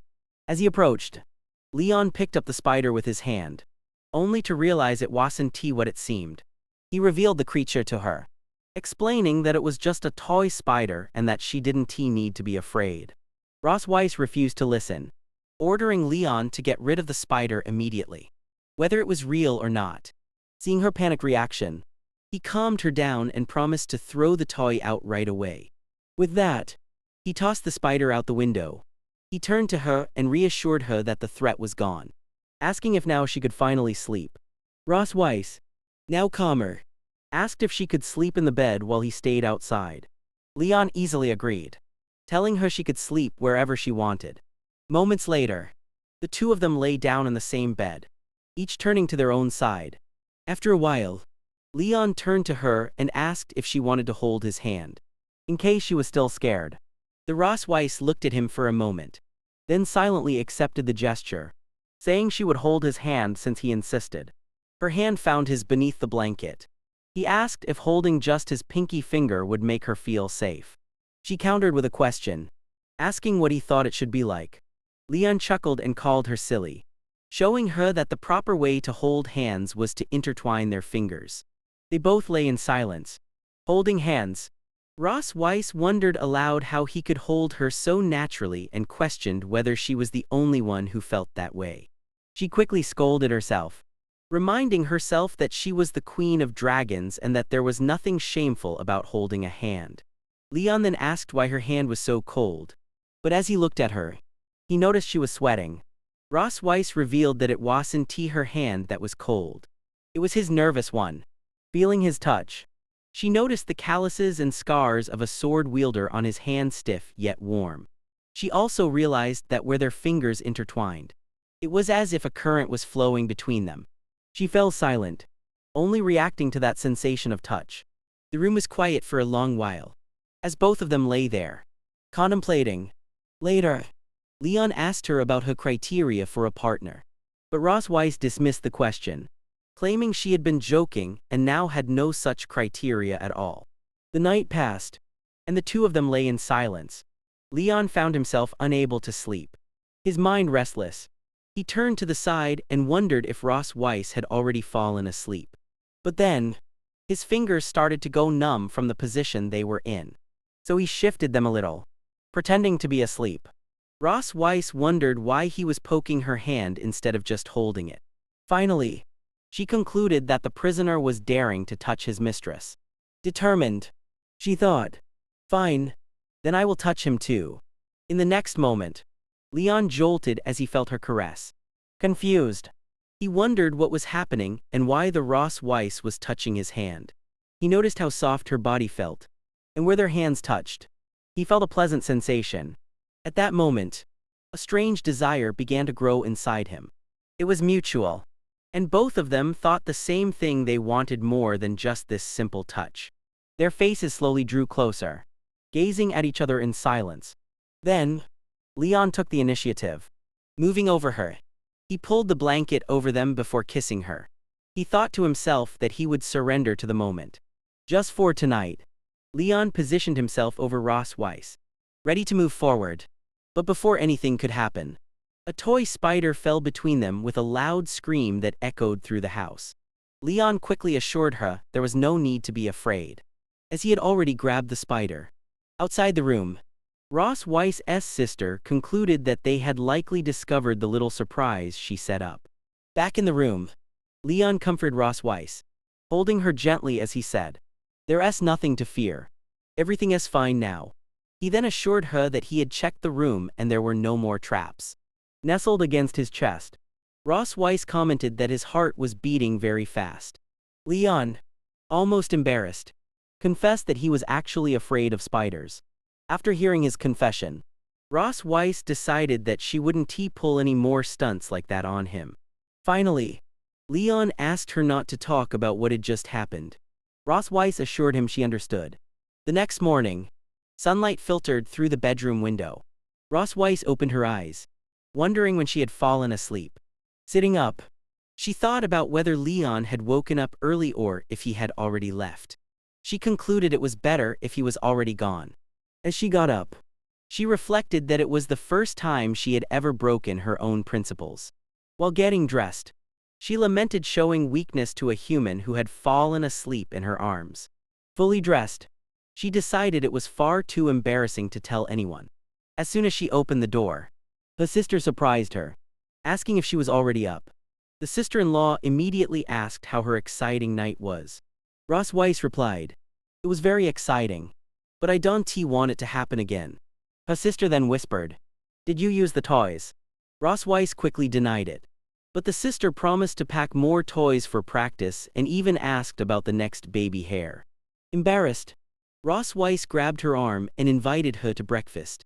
In the dining hall of the Red Dragon Sanctuary, Leon spent time with the girls while they waited for the meal. He gently squeezed Muon's cheeks, causing her to open her mouth in reaction. As Ross Weiss and her sister entered the hall, Muon announced excitedly, "Mommy and Auntie are here." Immediately after, the little girl asked if they could start eating now. The whole family sat down at the table to eat breakfast in silence. During the meal, Leon and Ross Weiss avoided eye contact with each other. As he chewed, Leon thought about how embarrassing the whole situation was. He remembered how last night, due to the atmosphere, he had almost kissed her and ended up falling asleep while holding her. His conscience split one side, accusing him of betraying his homeland, while the other reminded him that they were married. During his inner conflict, he absent-mindedly noticed that the bread was a bit bland and decided to add some peanut butter to improve the taste. But as he reached for the jar, Ross Weiss stopped him by placing her hand on his. The sudden touch startled both of them, leaving them confused by each other's reaction. Her sister revealed the secret of the bed, explaining that she had created the waterbed to help the couple's hearts race.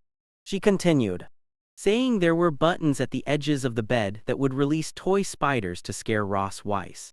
Finally, the sister-in-law added that the mechanism only wouldn't activate if they were hugging. Ross Weiss was furious at the unnecessary plan, but Leon couldn't help but chuckle, knowing his sister-in-law's mischievous ways. During the meal, Leon insisted that Ross serve herself first. She agreed to the suggestion, but her sister soon approached and asked why they both seemed to be blushing. Quickly, Ross Weiss explained that the place was quite hot, and Leon confirmed that it was true. The relatives teased them, suggesting they should return to the room for a bath, but both of them instantly rejected the idea. For Ross Weiss's sister, no matter how many times she teased them, the couple's reactions never failed to entertain her. Changing the subject, her sister asked Leon if it was true that they had a disagreement with the Crimson Dragon clan. She went on to explain how no one had defended themselves against the Duke's son, while her partner bragged about easily defeating the Duke afterward. The sister praised Noah, saying she was truly amazing. She then explained that the Duke had gone straight to the clan leader, Constantine, exaggerating the events, and that Ross Weiss had insulted him. Leon recalled reading about Constantine in the History of Dragons, how he had been a hero who expanded the clan's territories. Her sister warned them that Constantine had been trying to extend his domain, and he might use the incident as an excuse to stir up conflict. Ross Weiss declared what would happen if he dared to attack her sanctuary because of a duke. She concluded that she wouldn't hesitate to give the Crimson Dragon clan a proper lesson. Soon, they reached the main entrance of the Red Dragon Sanctuary. At the farewell, her sister asked them to return safely, and Ross Weiss promised they would visit again.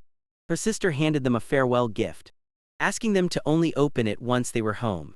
While Leon thanked her, Ross Weiss reminded the twins to eat plenty of meat so they could grow up strong and come back to play again. Muin excitedly stated that she would eat a lot more, while Noah simply nodded. Her sister then turned to Leon and gave him one last piece of advice, reminding him not to forget the promise he made. Leon assured her that he would keep it, and Ross Weiss watched the conversation, still not understanding what it was about. The girls waved goodbye to their aunt as they flew off, and her sister wished them a safe journey. Back inside, she walked through the now empty hall, commenting to herself on how adorable the little dragon girls were. Then, she wondered when the couple's next child would be born. Suddenly, the toy spider descended from the ceiling, stopping right in front of her. As she picked it up, she realized that Leon truly protected his wife with great courage. Far away, Leon suddenly sneezed for no apparent reason. With the girls peacefully asleep in his lap, he wondered if her sister had already discovered the surprise he left for her. He reflected on how Ross Weiss and her sister were completely different from the Dragon Kings he had known before. They valued family above all else and showed sincere love. Leon admitted, in a low voice, that he could barely believe the amount of trust her sister had placed in him. Up in the sky, Ross Weiss began to question Leon about what happened as they were leaving. Soon after, she directly asked him what he had promised her sister. Leon provocatively asked if she really wanted to know. Then, with a mischievous grin, he said he wouldn't tell her, leaving Ross Weiss furious with him. By nightfall, they finally arrived back at their sanctuary. The twins were already peacefully asleep in their bed. As Ross Weiss exited the room, she found Leon waiting for her outside. Seeing the scene, she hesitated for a moment, but he simply encouraged her to move forward. Without warning, Leon revealed his revenge plan. He suggested that she give a live performance of the embarrassing video from the day before. With that, he began imitating the scene in the video where a young Ross Weiss sang about loving to take baths and scrubbing her butt. Faced with the provocation, the warrior could only scream his name in frustration. Meanwhile, at the Red Dragon Sanctuary, her sister invited Muin to watch more videos of Ross Weiss, and the girl eagerly agreed. The aunt whispered Muin's name and asked her to follow. The little one followed her aunt to a door that emitted a glowing light. On the other side, a video of Ross Weiss began to play. In it, she sang about how much she loved bathing and how amazing her body felt. She continued the song about scrubbing her butt and blowing bubbles. As the video played, Leon sarcastically praised his wife's singing, comparing it to the beautiful song The Lark. Ross Weiss screamed, "I need to destroy this recording," but her sister stopped her, saying she would keep it as a family heirloom. The sister's gift rested on the table, and Leon breathed a sigh of relief that the box had finally survived. He simply laughed at the situation, saying it was all just a big joke. At that moment, Ross Weiss turned to him and stated, "It's obvious you're very bored." She grabbed him by the collar, calling him by name, and indicating there would be serious consequences for his teasing. Suddenly, she suggested they should pick up where they left off. Realizing the provocation had gone too far, Leon quickly decided it was time to run. But as he tried to escape, he discovered the bedroom door was blocked. Ross Weiss appeared at the entrance, giving him 10 minutes to go to her room. She warned him that she would show him the consequences of provoking her with those videos. Leon stood in front of the door, processing what had just happened. He lamented that his mouth always got him into trouble. He had never expected her to react this way. Leon concluded that his actions only confirmed one thing. The warrior's dark past was her greatest weakness. Out loud, he declared that, even if he had to suffer physically, it was the price to pay for the noble cause of hunting dragons. Tears welled up in his eyes as he accepted his fate, stating that his body might break in the process. But as he thought about Ross Weiss, he concluded that everything was worth it if it made the Silver Dragon Queen suffer. Meanwhile, Ross Weiss took her bath, reflecting on her duty to punish him. Once prepared, Leon warned her to brace herself for what was coming. 10 minutes later, as soon as he entered the room, a loud scream echoed from inside. Lying on the bed, Leon pleaded, asking Ross Weiss to go easy on him. With a whip in hand, she introduced herself as his mistress and ordered him to call her by that title. Surprised by the scene, Leon teased her, calling her a true actress.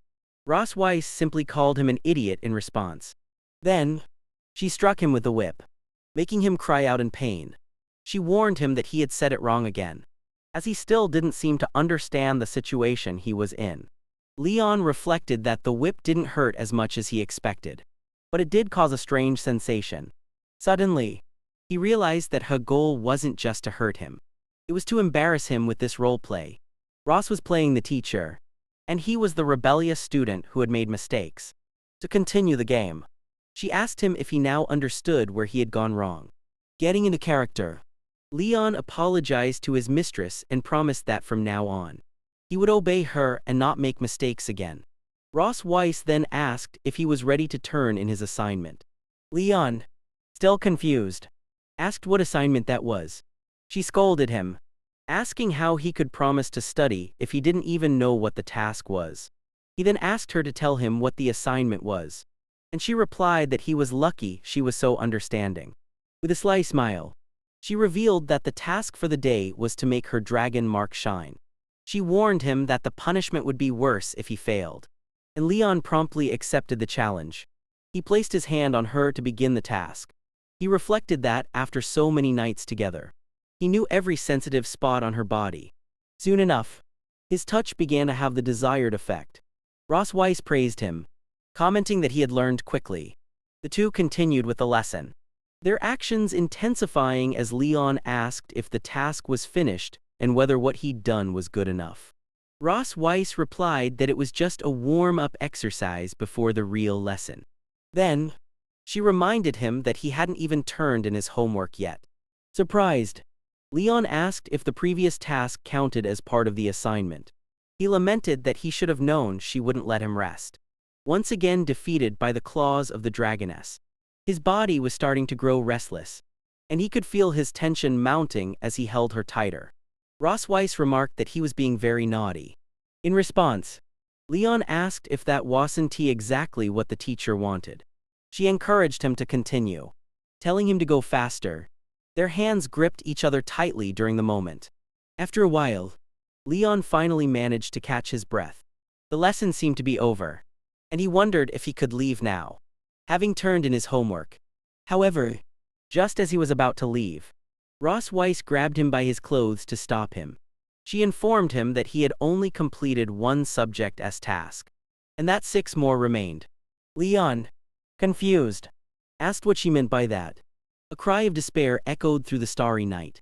Leon accused her of being addicted to work, but Ross Weiss merely ordered him to prepare for the whole night of homework. With a smile, she watched him, knowing the night was far from over. The next morning, Ross Weiss walked around looking completely refreshed, while Leon trudged along with dark circles under his eyes and trembling steps. The twins soon found him, and Noah asked why he looked like he hadn't slept. Muin pointed to the huge dark ring under his eye. He explained that he stayed up late writing his homework. Muin asked if adults also had homework, and Ross Weiss confirmed that they did grown-up homework, just like children had theirs. The answer left the two girls silent for a moment. Suddenly, Muin exclaimed, "I discovered a super powerful rule." She proudly explained her theory. When mommy is doing well, daddy becomes weak. And when daddy is doing well, mommy becomes weak.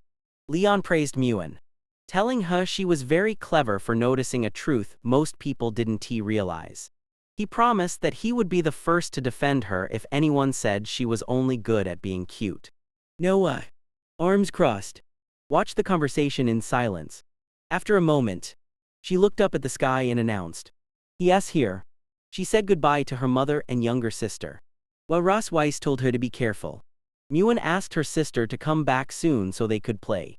Leon also said goodbye, reminding Noah to study properly and that they'd see each other next weekend. Noah nodded in response, then teleported away. As Muin said goodbye to her sister and to the dragon, the family watched her departure. Leon then turned to his little one and asked what they would do now that Noah had gone to school. Muin reflected that her daddy always seemed tired, and her mommy seemed worried about him. She then declared that since her sister was gone, she would make sure daddy trained and got stronger. With that, she pulled his arm and invited him to run in the training field. Leon smiled, accepting the suggestion. Ross Weiss observed the scene from a distance, a thoughtful expression crossing her face. It was interesting to watch them, and she decided she would keep an eye out to see what would happen next. Leon led the warm-up exercise, and Muin, ever so curiously, asked, "Why do we need to do this?" Leon smiled and explained, "It's important to warm up before exercising, or you might hurt yourself." Muin nodded, confirming that she understood. Just then, Ross Weiss approached, a gleam of determination in her eyes. "I want to join in," she announced. Muin's face lit up with excitement. "Mom's going to run with us," she exclaimed. Ross Weiss winked at her daughter. "I want to go easy on you," she warned. Muin shot back, "I want to go easy on you either." Leon, ever the protector, cautioned, "Be careful. You might twist your ankle. You spend all day in that office chair." After all, Ross Weiss shot him a teasing grin. "Do you remember the last competition I won?" she asked. Leon scoffed. "I didn't even use all my strength. That was all it took to excite Muin. Mom and Dad are going to fight again." She cheered. Leon quickly covered her mouth. "Kids shouldn't talk about fights," he muttered, his face turning red. But Muin, ever the curious one, asked, "Why can't you be like Mom?" "Dad?"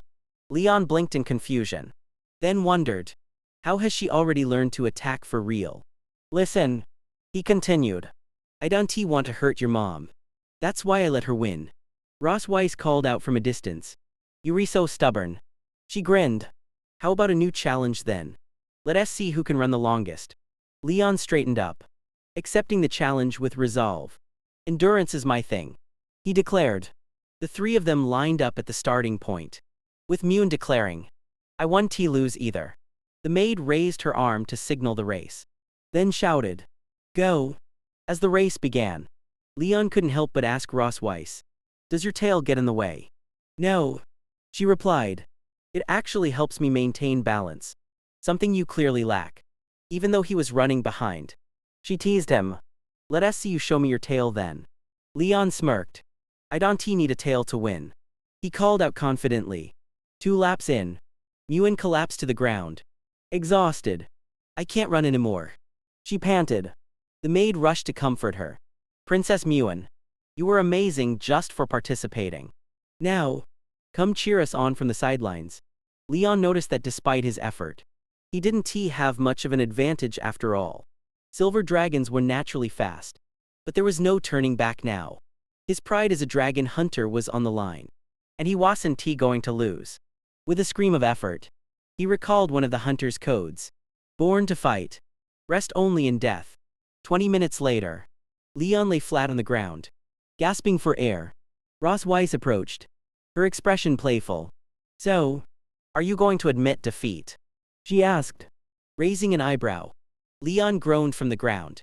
"Not yet." Smiling, she prodded, "Want to keep running? Then, since you refuse to lose." Leon, panting, shot back, "Give me 2 days of training. I'll beat you for sure." She laughed lightly. "Not even 2 years would be enough for you," she teased. Still lying flat, Leon countered, "I can do it." Ross Weiss stepped closer, her voice low. "Now that you've been defeated, are you finally going to show me what you're really capable of?" With a serious look, Leon dodged the question. I love taking baths, he replied, a wry grin tugging at his lips. They make me feel good. She raised an eyebrow. And holding grudges is my thing. Is it? She said with a teasing glint in her eye. Leon smirked. Be careful. Holding grudges can come back to bite you. Ross Weiss called to Mewen from a distance. Since your dad's feeling weak, let us go do some exercises together, she said. Mewen giggled. Dad really is weak, she declared. That's why he needs to work out more. Frozen in place, Leon was speechless at his daughter's comment. Ross Weiss, holding Mewen's hand, walked away with a smile. From behind, Leon called after them. Don't underestimate a father who seems weak. Things can change over time. Later, they all gathered around the table for a special meal to recover their energy. Mewen, in her usual affectionate way, asked Leon to open his mouth so she could feed him. He complied, opening his mouth to receive the food she offered. After eating, he collapsed back onto the table. Exhausted, Ross Weiss raised an eyebrow. Next time, don't push your rusty body so hard, she teased. Still lying there, Leon muttered. I only lost because of that task from last night. Otherwise, I would have beaten you. Ross Weiss grinned, clearly enjoying herself. Do you want to continue that task tonight? Then, she asked, her tone mischievous. Leon's eyes widened, and he jumped up from the table. Startled. No. No. No. I'll stay with Mewen tonight and tell her a new story. Mewen, beaming, asked, but we didn't agree on that, did we? Leon winked. We agree now. Ross Weiss gave a small nod. We'll keep it early. Though, no staying up late. Mewen happily agreed as Leon picked her up in his arms. As they made their way out, Ross Weiss walked alone down the hallway. Suddenly, she stopped and ordered, come out. A subordinate emerged from the shadows, greeting her respectfully. Your Majesty. Ross Weiss got straight to the point. Any news for me? The informant reported that they had found the secret residence where Ta Lawrence had once lived, but it had been abandoned over a year ago. The couple had donated everything except for one thing, a donkey. They were very fond of the animal and took it with them. The informant added. Ross Weiss's face darkened. Keep tracking their whereabouts, she ordered. The informant nodded and quickly disappeared to carry out her orders. Ross Weiss stood still for a moment, pondering. Why would Ta's master leave the Empire? Meanwhile, Leon was in the midst of a conversation with Mewen, who asked, are you going to participate in the Academy's sports day next week? Back in my day, Ross Weiss commented, parents didn't have to participate. Mewen quickly explained that it was a new initiative. What place did you come in when you competed? She asked eagerly. Ross Weiss, her pride evident, smiled. First place, she answered. Really? Mewen was impressed. Leon, laughing, added, I didn't place at all. Why not? Mewen asked. Well, Leon explained. I had such an advantage that the Academy thought I was cheating and didn't publish my results. Mewen's eyes widened.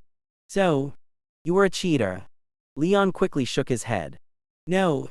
They gave me a medal in secret, but I melted it down to make a bracelet for my grandmother. Ross Weiss raised an eyebrow. How could someone who values honor so much melt down a medal? Leon shrugged. I prefer not to have an honor I can show off with pride. Mewen, eager to get into the spirit of things, asked, are you really going to participate in the sports day? It's just for fun, Noah said. It won't affect grades. Mewen, however, declared, I really want to win first place. Leon and Ross Weiss exchanged a look of understanding. Their daughter had inherited Leon's competitive spirit. We'll all participate together, Ross Weiss announced, her voice determined. Mewen, disappointed, asked, can I join too? No, Noah replied. Only 3 people can register. That's okay, Leon said, giving Mewen a comforting smile. You'll be in charge of cheering us on. Your support will be essential for our victory. Mewen beamed. I'll cheer with all my strength. With everyone on board, Leon declared. If we all give it our all, Winning this sports day will be a piece of cake. And so, the intense training began. Leon watched Ross Weiss stretch in the distance, admiring the graceful movements of a true warrior. Dragon women like her are models of strength, he thought. Ross Weiss approached, and without missing a beat, suggested, "Let us do a warm-up run, since the kids aren't awake yet." Leon agreed. And as they ran, he asked, "What events are in the competition?" Ross Weiss listed the triathlon, racing, and jumping events she had participated in. "It sounds like my own sports days," Leon said. "But you shouldn't underestimate competitions among dragons." Leon, grinning, retorted, "Dragon hunters aren't as easy as you think." Ross Weiss raised an eyebrow and teased. The air was electric as Leon jumped up, full of energy, grinning as if he'd just taken some sort of stimulant. "This is it. I am ready to crush this," he declared, fists pumping the air in excitement. Ross Weiss, watching him with an amused smile, picked up a rope from the ground. "Since this is a family event," she said, "we'll need to train not just for physical strength, but also for coordination." Leon blinked in confusion. "Coordination? What's the rope for?" he asked, half joking. "You planning to tie me up again after our little teacher-student game?" Ross Weiss scolded him with a mock glare. "Have you never heard of a three-legged race?" Embarrassed, Leon scratched the back of his head. "Oh, yeah. I've seen one before at the Dragon Hunters Academy. It was, a memorable experience." She smirked. "Well, get ready. Our basic coordination test is about to begin." Reluctantly, Leon agreed. All right. But this better not be some weird torture session." As Ross tied their legs together, Leon noticed how uncomfortably close they were. He shifted nervously. "So, how do we start this? Don't rush me," she teased. "You didn't even tell me where to go." Leon pointed toward the grassy field. "Over there," he said. "It'll hurt less if we fall on the grass." At the start, they stumbled, with Leon practically dragging Ross behind him. "Don't push me," Ross shouted as Leon tried to keep the pace. "You're the one pushing me," he retorted, trying to assert control. Leon snapped. "Don't mess up my rhythm." Ross Weiss, with her usual playful sarcasm, replied, "Thanks for the morning laugh." To get in sync, Leon decided to start a countdown. "Ready? 1, 2, 3, run," he shouted. But before he could even react, Ross had already taken off at full speed, dragging him behind her. Leon screamed in desperation as he stumbled, trying to keep his balance, but he soon found himself sprawled on the ground, quickly untying the rope. "Do you even know what cooperation means?" Ross asked, laughing at his expense. "I am trying," Leon grumbled, not pleased with how this was turning out. Okay, he said, frustrated but determined. "I have an idea. Let us count the steps for each leg. That way we'll move in sync." Ross Weiss raised an eyebrow. "All right. Show me how it's done." As Leon's hands brushed against her side to demonstrate the counting system, Ross froze for a moment, a blush creeping up her cheeks. "What are you doing?" she stammered. "Just follow my count," Leon said quickly. "We'll sync up. Trust me." Flustered but intrigued, Ross agreed. And so, their movements began to align. Slowly but surely, they started moving together, each step more coordinated than the last. Later, Ross had Leon do push-ups with her on his back, and Leon couldn't help but grumble. "You really know how to enjoy the show, don't you?" Ross chuckled. "Don't complain. You're the one who wanted to prove yourself." By the time they finished the grueling exercise, Leon's body was screaming in exhaustion. He could barely hold himself up. But Ross wouldn't let him off the hook. "You've got one more thing to do," she said, eyes glinting mischievously. "Seriously? What now?" Leon groaned. "If you can finish these push-ups, I'll give you a kiss," she teased. Leon's eyes widened in horror. "No way. Never." And so, with that extra motivation, he finally managed to complete the 500 push-ups of the day, panting and exhausted. But Ross just smiled, satisfied with the results of their training. Time flew by, and the day of the family sports competition finally arrived at His academy. Standing at the podium, Vice Principal Wilson officially kicked off the first ever family sports event. From the stands, Muan shouted excitedly, waving her pom-poms in the air. The commentator, Cha Lawu, introduced herself and announced she would narrate the event. And now, for the first round of the competition, the relay race, she called out, her voice carrying over the field. Each family will send 3 participants to race a total of 3,000 meters. The team that completes the course in the shortest time wins. Leon, still catching his breath from the intense training, turned to his daughter, Noah, and said, "All right, let us do this."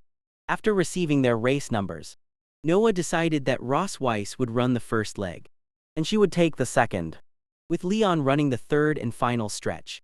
"Dad, you've got this, right?" Noah asked, her voice full of confidence. "Of course," Leon replied, grinning. "All right then, we're ready to go," Ross Weiss declared, giving them a last encouraging glance before they each took their places. Standing at the starting line, Ross Weiss reassured her daughter, "Don't be nervous. I'll be the first to pass you the baton." Meanwhile, Leon stood waiting with his daughter for their respective turns. When the call came for the second leg runners to gather in the waiting area, Leon pulled his daughter aside and gave her a fatherly smile. "I'll be waiting for you in the third leg," he said. "Take care out there."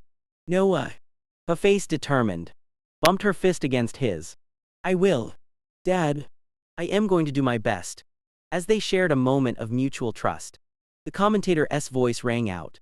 "The relay race is about to begin. First leg athletes, get into position." From the stands, Moon was already shouting, waving her pom-poms with all the energy she could muster. "Go, Mom!" she cheered, her tiny voice carrying across the field. Ross Weiss, baton in hand, lined up at the starting position. With a sharp signal, the race began. "Go!" the announcer shouted, and the first runner from the Silver Dragon clan took off like a streak of lightning. Runner number 7 from the Silver Dragon clan has taken the lead, the commentator announced, but runner number 10 from the Electric Dragon clan is closing the gap fast. Leon, watching from the sidelines, overheard a nearby father comment, "It's not just the Silver Dragons who are fast." "Hi." Leon nodded, watching with growing interest. The Electric Dragon clan is known for their evasive tactics. He muttered to himself, "They like masters of feints and fake-outs in battle." The commentator continued, "Runner number 7 has overtaken number 10 again. Now 2 body lengths ahead." The announcer then asked President Duncan for his thoughts. "It's still anyone's game," he replied with a smile. "The race is far from decided." The father next to Leon, seeing how far ahead Ross was, turned to him with a smug grin. "Looks like the race is already decided. Your wife's too far ahead." Leon smiled, calm and collected.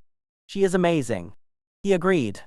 The other father, still feeling confident, nodded. "No doubt about it."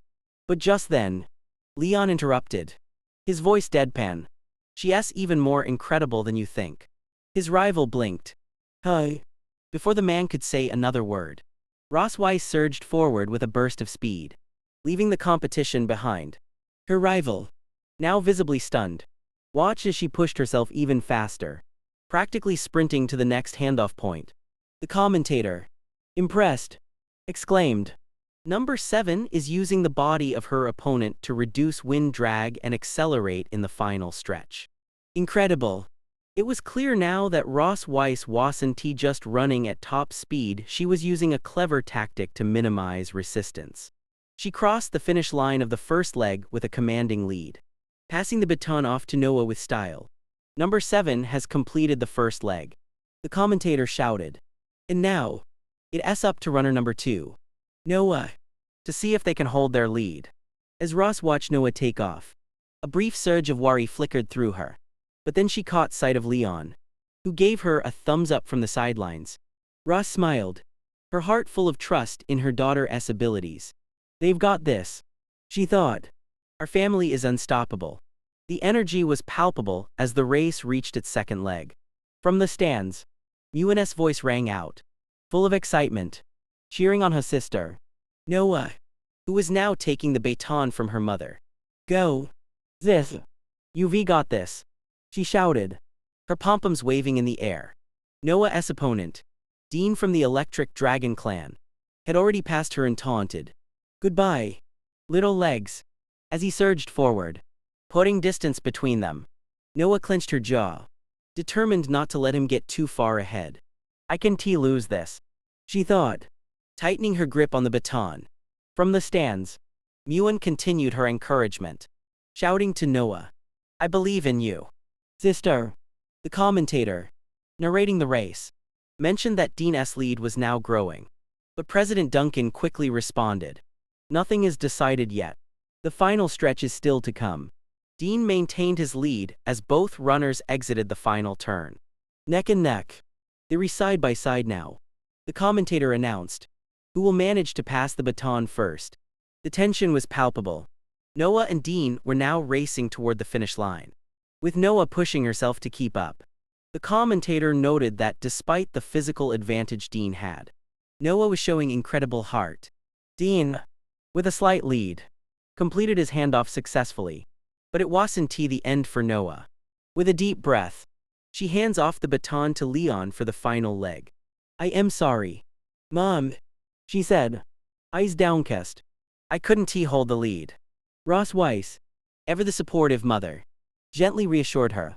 You did well, sweetheart. He has the advantage with experience, but we've got a strong team. Let us go cheer on your father. With that, she took Noah's hand and led her to the finish line. Meanwhile, Leon was preparing for the final stretch, and his rival, Gordon, warned, I am taking a 5-second lead. You better catch up. As Gordon burst forward, he laughed loudly, mocking Leon. But Leon, deep in thought, murmured to himself, Don't underestimate me. I am obsessed with getting that vacation time. The race was about to reach its climax. The commentator narrated, Gordon and Leon are now neck and neck, both accelerating in the final stretch. From the stands, Noah whispered, Dad, you can do it. Her soft voice rang clear, and Leon's heart surged. She called me Dad, he thought with a burst of motivation. I can lose now. As if propelled by her words, Leon pushed himself harder, pulling alongside Gordon. The gap closing. Gordon, realizing he was about to be overtaken, sneered, If you pass me, you'll regret it. He threatened. With a sudden move, Gordon tried to trip Leon, but Leon's reflexes kicked in. He dodged the attempt smoothly, warning his opponent, dirty tricks have consequences. The ground beneath Gordon betrayed him. He stumbled on the very obstacles he had set up for Leon. The commentator, noticing the mishap, shouted, Gordon has fallen just meters before the finish line. The path ahead was clear for Leon, and with one final push, he crossed the finish line in first place. The crowd erupted in cheers as the announcer called out, Congratulations to the male family for winning the relay race. Afterward, Leon, panting well out of breath, approached his daughter. What did you say to me, Noah? He asked, still in disbelief. Noah looked shyly up at him. I said, Daddy. Her face flushed with a mixture of pride and nervousness. Leon's heart swelled at the word. Say it again, he asked, a mischievous grin on his face. Noah, her face turning even redder, shook her head. I'll only say it again if we win first place in the games. Leon laughed, ruffling her hair. Deal, he said, his eyes full of pride. Just as they were celebrating, their rival approached, and Gordon's father, still fuming, accused Leon of cheating. You kicked dirt at me. You made me trip. Leon raised an eyebrow. Unfazed. How does the attacker now want to play the victim? He gestured toward Gordon's shoulder, pointing out the shock marks from where he had tried to trip Leon. It's pretty clear who the instigator was. The judges moved in to inspect, but Gordon's wife quickly intervened, stopping them from carrying out the check. Leon frowned but didn't argue, wondering what was going on. Suddenly, a new voice cut through the tension. What is all this about? A tall figure emerged from the crowd, and the tension in the air shifted. The rival father's face turned pale as he recognized the newcomer. Thor, the leader of the Electric Dragons and president of the arbitration committee, had arrived. He greeted everyone with his usual calm but authoritative tone. His presence immediately shifted the energy in the room, and the dispute began to cool. As the commotion died down, the focus shifted back to Leon, who reluctantly let go of the victory for a moment to figure out what was really happening. The next day, Leon sat at a window in Sky City, his face marked with exhaustion from the previous day's events. He absent-mindedly wrote the word vacation on the foggy glass, a sense of dread in his chest. The victory was bittersweet, and the thought of giving up his vacation felt heavier with each passing moment.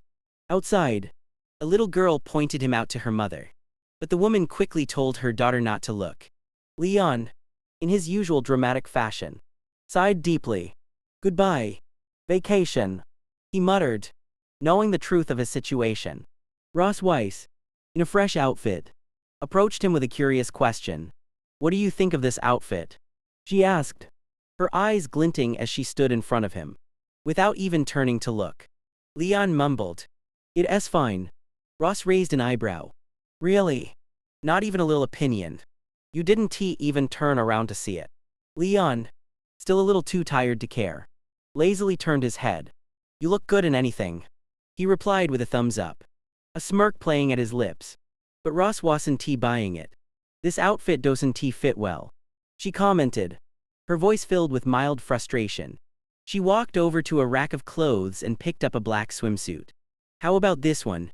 With a seductive grin, she modeled the swimsuit in front of him. "Well, what do you think?" she asked, eyes twinkling. Leon was left completely speechless, his mouth hanging open as he turned away. His face flushed. I don't think that's a good idea," he stammered, still trying to gather his thoughts. Ross Weiss paused, her eyes narrowing playfully. "Oh, you don't like it?" she asked with a teasing tone. A woman then appeared, holding swimsuits for the girls. "I've already prepared them," she said, handing them over. Leon, trying to stay calm, shook his head. "I am not unhappy," he said quickly, avoiding eye contact. "Just, surprised. That's all." Ross Weiss raised an eyebrow. "The date for the hot springs trip can be changed. The girls are looking forward to it, and their happiness will make you happy too." Leon gave a forced laugh, trying to mask his discomfort. "Yeah, totally happy about it," he said, though his tone betrayed his lack of enthusiasm. To lighten his mood, Ross Weiss made a proposal. "How about this? I want to touch you for the next 7 days." Leon's eyes narrowed. "I don't believe you. You're always around anyway." Ross Weiss smirked. "I swear on my reputation as the Silver Dragon Queen. I want to touch you." Leon, a little nervous but still determined, reluctantly accepted the challenge. "Fine. I want to touch you unless I absolutely have to." Ross leaned in closer, her voice a whisper. "That bet will be harder for you than you think." Leon straightened, his resolve hardening. "I can control myself. I want to touch you without reason." With a sly smile, Ross Weiss warned, "If your dragon mark appears, you'll have lost." Leon's jaw tightened. "I accept the challenge." The next day, the family arrived at Floating Cloud Valley, greeted by the receptionist who identified them as the Academy's champion family. Leon confirmed the details with a terse nod, still thinking about the upcoming days. As the receptionist handed over the room keys, Leon's curiosity piqued. "Why only 2 rooms?" he asked. The receptionist hesitated before suggesting, "We do have a special honeymoon suite, if you'd prefer." Without hesitation, Leon shook his head. "No, thank you. We'll take the regular rooms."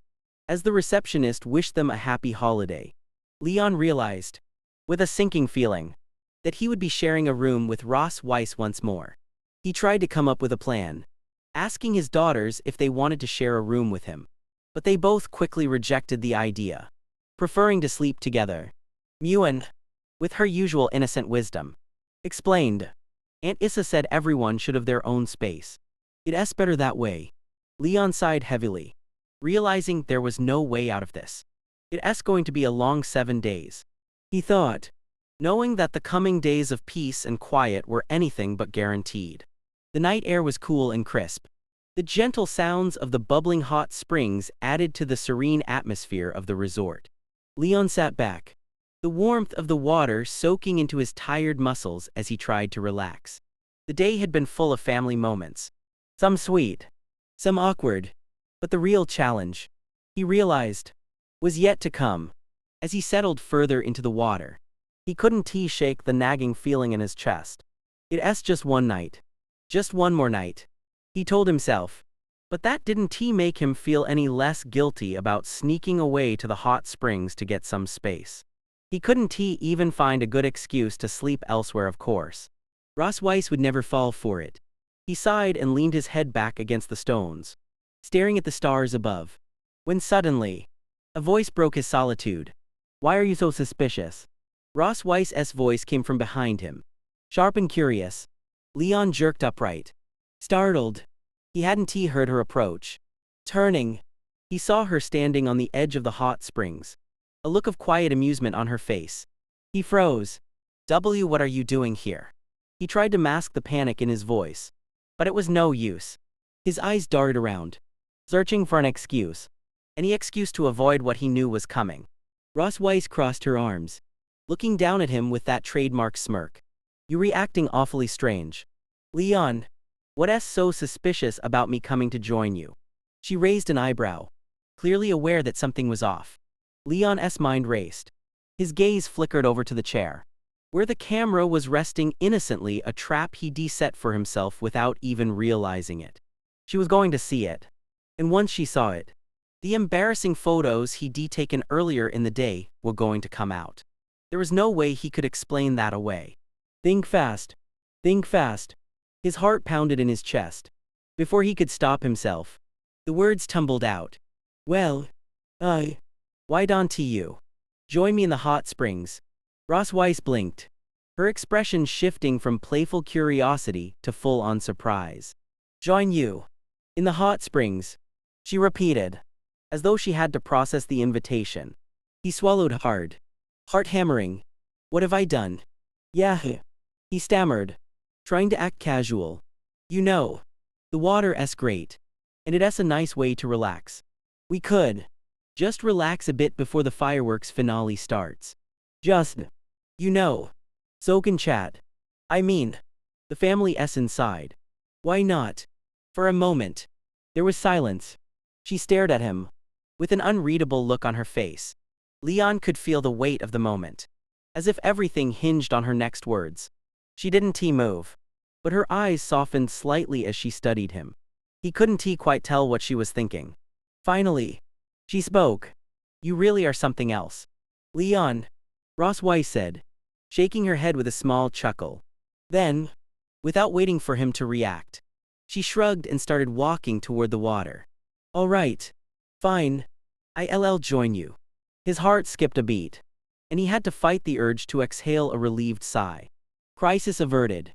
For now, Leon watched as she slowly stepped into the warm water, her movements graceful despite the tension that hung in the air. He tried to stay calm, but the truth was, he was beginning to sweat. She settled beside him, the water now lapping gently around both of them. For a few moments, there was a peaceful silence, the only sound being the bubbling springs and the distant crackle of the fireworks outside. Leon glanced at her, trying to gauge her mood. He couldn't help but notice how different she seemed in this relaxed setting, away from her usual queenly demeanor. Her face was softer, more relaxed. It was easy to forget, with all the responsibilities and strength she carried, that she could let her guard down too. After a moment, she turned to him, her voice quiet. "You're still acting strange." Leon chuckled nervously. It's nothing. Really. Just, I've got a lot on my mind." She tilted her head, her gaze piercing. "Is that so? Then why are you so worried about a camera?" The question was so straightforward. It took him by surprise. His eyes widened. How did she know? He tried to play it off, but there was no hiding it. Ross Weiss had always been too sharp. He ran a hand through his wet hair. Sighing, Alright. Alright. You got me. There's a camera. Let me guess. She said, her voice teasing. A camera full of embarrassing pictures of me. Leon froze. She was closer now, the water moving between them as she leaned in a little. He tried to muster some semblance of confidence. Not exactly embarrassing. He started, but the words didn't come out right. It's just that. You know, I might have taken a few pictures earlier. And she raised an eyebrow, an amused glint in her eye. You're hiding something, Leon. And now you've got me curious. Leon wanted to protest, but all he could do was smile sheepishly. Look, I didn't mean to take anything too weird. Just trying to capture the moment. You know. He winced inwardly, knowing that it didn't sound any better. Ross Weiss stared at him, her lips curling into a knowing smile. I suppose I'll have to check this camera out for myself. No. Leon shot up from the water, desperate to stop her from getting closer to the chair where the camera was sitting. He immediately regretted his outburst. Ross Weiss's eyebrow shot up in surprise, and the playful expression on her face faded for a moment, replaced by something more curious. Relax, Leon, she said, her tone calm but firm. I am not going to bite. Leon sank back into the water, taking a deep breath. You rewrite. I just didn't want you to think I was doing anything weird with the photos. I didn't mean anything by it. She laughed lightly, shaking her head. You're reacting like you've committed some great crime. It's just photos, Leon. But I do wonder why you're so defensive about it. Maybe because there are some pictures in there I'd rather you didn't see. He muttered under his breath. Ross Weiss tilted her head, her curiosity now fully piqued. Oh, what kind of pictures? He hesitated for a long moment before looking up at her. I took some candid shots of you today, while you weren't looking. You know, the kind that are spontaneous. Ross Weiss's eyes narrowed. Leon, you're not very good at hiding things.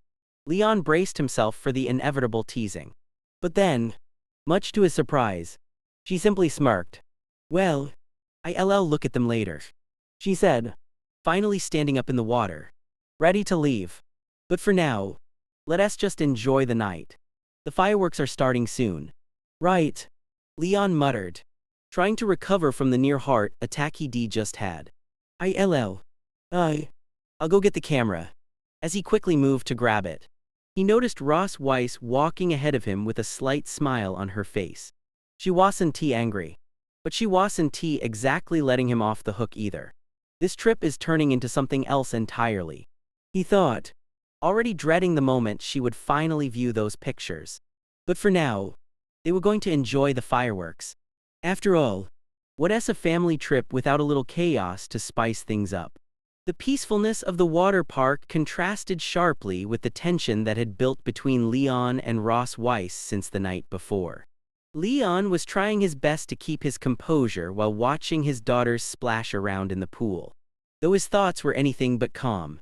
The memory of their kiss unplanned, impulsive, and full of that strange, undeniable spark was on his mind constantly. He had never anticipated that something so fleeting could feel so significant. But now, there was no time for reflection. Ross Weiss had caught him off guard again, pulling him out of his thoughts with her usual combination of grace and teasing. You know, she said with a smirk, the girls seem to be having a lot more fun than we are. Leon glanced over at their daughters, who were laughing and playing in the pool. Muin had somehow managed to get the water blaster into Noah's face, and the younger girl was retaliating by splashing her sister back. Their innocence and joy were contagious. And for a moment, Leon let himself relax, the pressures of the past few days slipping away. Then, just as he was about to join them, Ross Weiss spoke again, her tone a little more serious. Last night, about the challenge and everything. Before Leon could respond, a voice interrupted them. A couple approached, and Leon immediately tensed, instinctively reaching for Ross Weiss's hand as they were introduced. I'm Yuna. And this is my husband, Zay, the woman said with a smile, her tone light and friendly. We couldn't help but notice your lovely children, and we thought we'd introduce ourselves. Ross Weiss, with her ever-watchful eyes, gave a polite but firm nod. I am Ross Weiss. And this is Leon, my husband. The conversation quickly moved to small talk, with Yuna mentioning that they were newlyweds trying to escape the pressures of dragon politics. Leon noted that Ross Weiss seemed to be listening carefully, but there was a distant look in her eyes, a sign she was already considering what this couple's presence might mean for their future. Leon understood that look well. His wife had a sharp instinct for trouble. Yuna soon steered the conversation to a more personal subject, catching Leon off guard. Your children are so well behaved. We rethinking about having children ourselves, Yuna said, her voice soft with a mixture of curiosity and sincerity. Do you have any advice? Ross Weiss raised an eyebrow, then chuckled lightly. It happens naturally. There's not much to say about it. Her answer was calm, almost nonchalant, but there was a small smile at the edge of her lips. Leon added, trying to keep the conversation light. I think you just have to make sure you're ready for the chaos that comes with it. Yuna laughed, clearly relieved by his easygoing reply. I suppose every parent says that. Hi. But there's truth in it, Leon said, glancing at Ross Weiss. It's not just about having children, it's about being ready to handle everything that comes with it. And no matter how strong a woman is, she'll always show a fragile side. In those moments, it's up to a man to protect her. That's what makes a good father. And a good husband. Ross Weiss's gaze softened at his words, though she quickly hid her emotions behind her usual confident demeanor. She gave him a playful nudge. Teasing. You've been reading too many books on family values. Leon. He smiled, teasing back. You know I don't need books to know what's right. Zay, who had been quietly observing them, leaned forward, intrigued. So, what about when you fight? How do you resolve those? Leon paused, not quite sure how to respond. His relationship with Ross Weiss was far from conventional. Sure, there were moments of tension and disagreements, but they were always able to work things out without too much drama. He shrugged. Well, it's not always easy, but we find a way. Every couple does. I suppose. It's about compromise and understanding each other. Zay nodded thoughtfully, but Leon could see that Yuna had another question on her mind. She leaned in slightly, her voice lowering. Do you really think that kind of understanding is enough to keep a marriage strong? What if things change? What if one of you grows distant? The question hung in the air, and Leon found himself searching for an answer that felt right. Ross Weiss, noticing his hesitation, came to his rescue, gently placing her hand on his arm. Sometimes, the key is simply being there, she said. Being present when it matters, showing up even when it's tough. And when things get hard, you push through together. That's what makes a relationship last. Leon looked at her with a quiet appreciation, grateful for her unwavering strength. What she said, he added with a smile, feeling the weight of her words resonate with him. The conversation shifted again, and they spoke briefly about trivial matters: the weather, the resort, and their families. But in the back of Leon's mind, something lingered. The kiss from the night before. The spark he couldn't quite explain. And now, the thought of Yuna and Zay's questions about relationships. They all seemed to weigh on him. Later, as they continued to walk through the water park, Leon kept stealing glances at Ross Weiss, thinking about the bet they'd made, the challenge, the kiss, and what it all meant for their relationship moving forward. There was a strange quietness between them now, a tension that neither could fully explain. Then, as if she could sense his thoughts, Ross Weiss turned to him, a smirk on her lips. So, you're still thinking about last night, aren't you? She asked, teasing him as usual. Leon hesitated, then met her eyes. Maybe. But I am more interested in how we handle whatever comes next. Ross Weiss raised an eyebrow.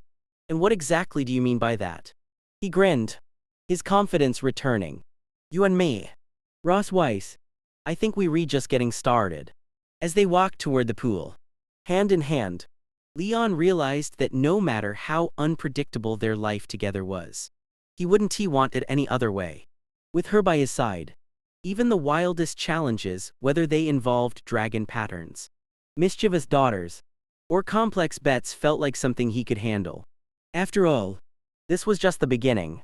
The sun was beginning to dip below the horizon, casting a soft golden light across the beach.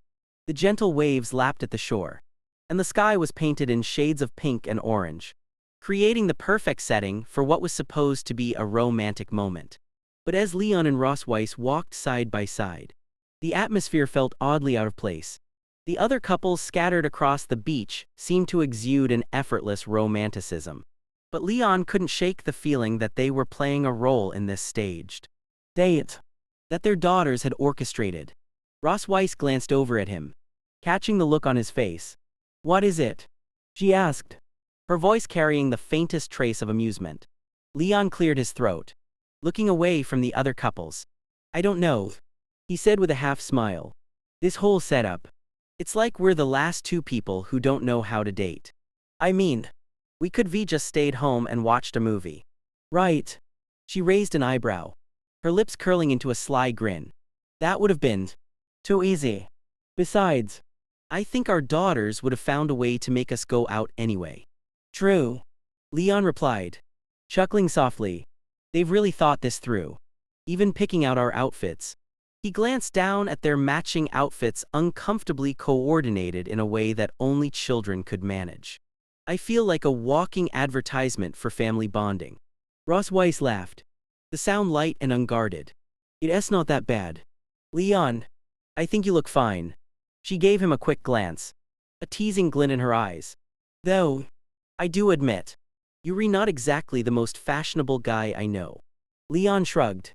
"I prefer practical to flashy. You know that about me." His hand brushed lightly against hers as they walked. "But the truth is, this whole date thing, it's kind of nice, isn't it?" The words hung in the air for a moment, and Ross Weiss turned her head slightly, her eyes scanning his face. There was something in his expression, something that softened the edges of his usual brashness that made her heart skip a beat. "It's different," she admitted, "but I am glad you're here with me." Leon felt a warmth spread through him at her words, something unfamiliar yet undeniably comforting. He'd spent so much of his life focused on duty, on the mission, on surviving the constant pressures of being a dragon hunter and a protector, that he had forgotten what it was like to simply enjoy the moment, to just be with someone without the weight of the world on his shoulders. And now, with Ross Weiss by his side, there was an odd sense of peace. As they continued walking along the shore, Leon's eyes drifted to the sunset, his thoughts momentarily lost in the beauty of the scene. Then, out of the corner of his eye, he noticed Ross Weiss was looking at him. Her expression was unreadable at first, but as she caught his gaze, her lips curled into a small, private smile. "What is it?" he asked, curious about the change in her demeanor. She said nothing for a moment, but the light from the sunset reflected off her silver hair, giving her an ethereal glow. It was hard not to notice how stunning she looked in the golden hour light. But more than that, it was the way she was looking at him, as if there was something she was trying to decipher in his expression. "I was just thinking," she said softly, her voice laced with something that felt almost vulnerable. "How much things have changed since we first met." Leon smiled at that, the corner of his mouth lifting in an almost nostalgic way. "Yeah, you could say that. But we've come a long way. Haven't we? I mean, who would have thought we'd end up here together, on a date?" Ross Weiss glanced at him from the side, her eyes narrowing as if she were weighing his words carefully. "You're not saying you regret this, are you?" Leon chuckled, shaking his head. "Not at all. Just surprised. I didn't think you were the date night type." She smirked. "There's a lot about me you don't know." Leon raised an eyebrow. "Oh, I am sure there is.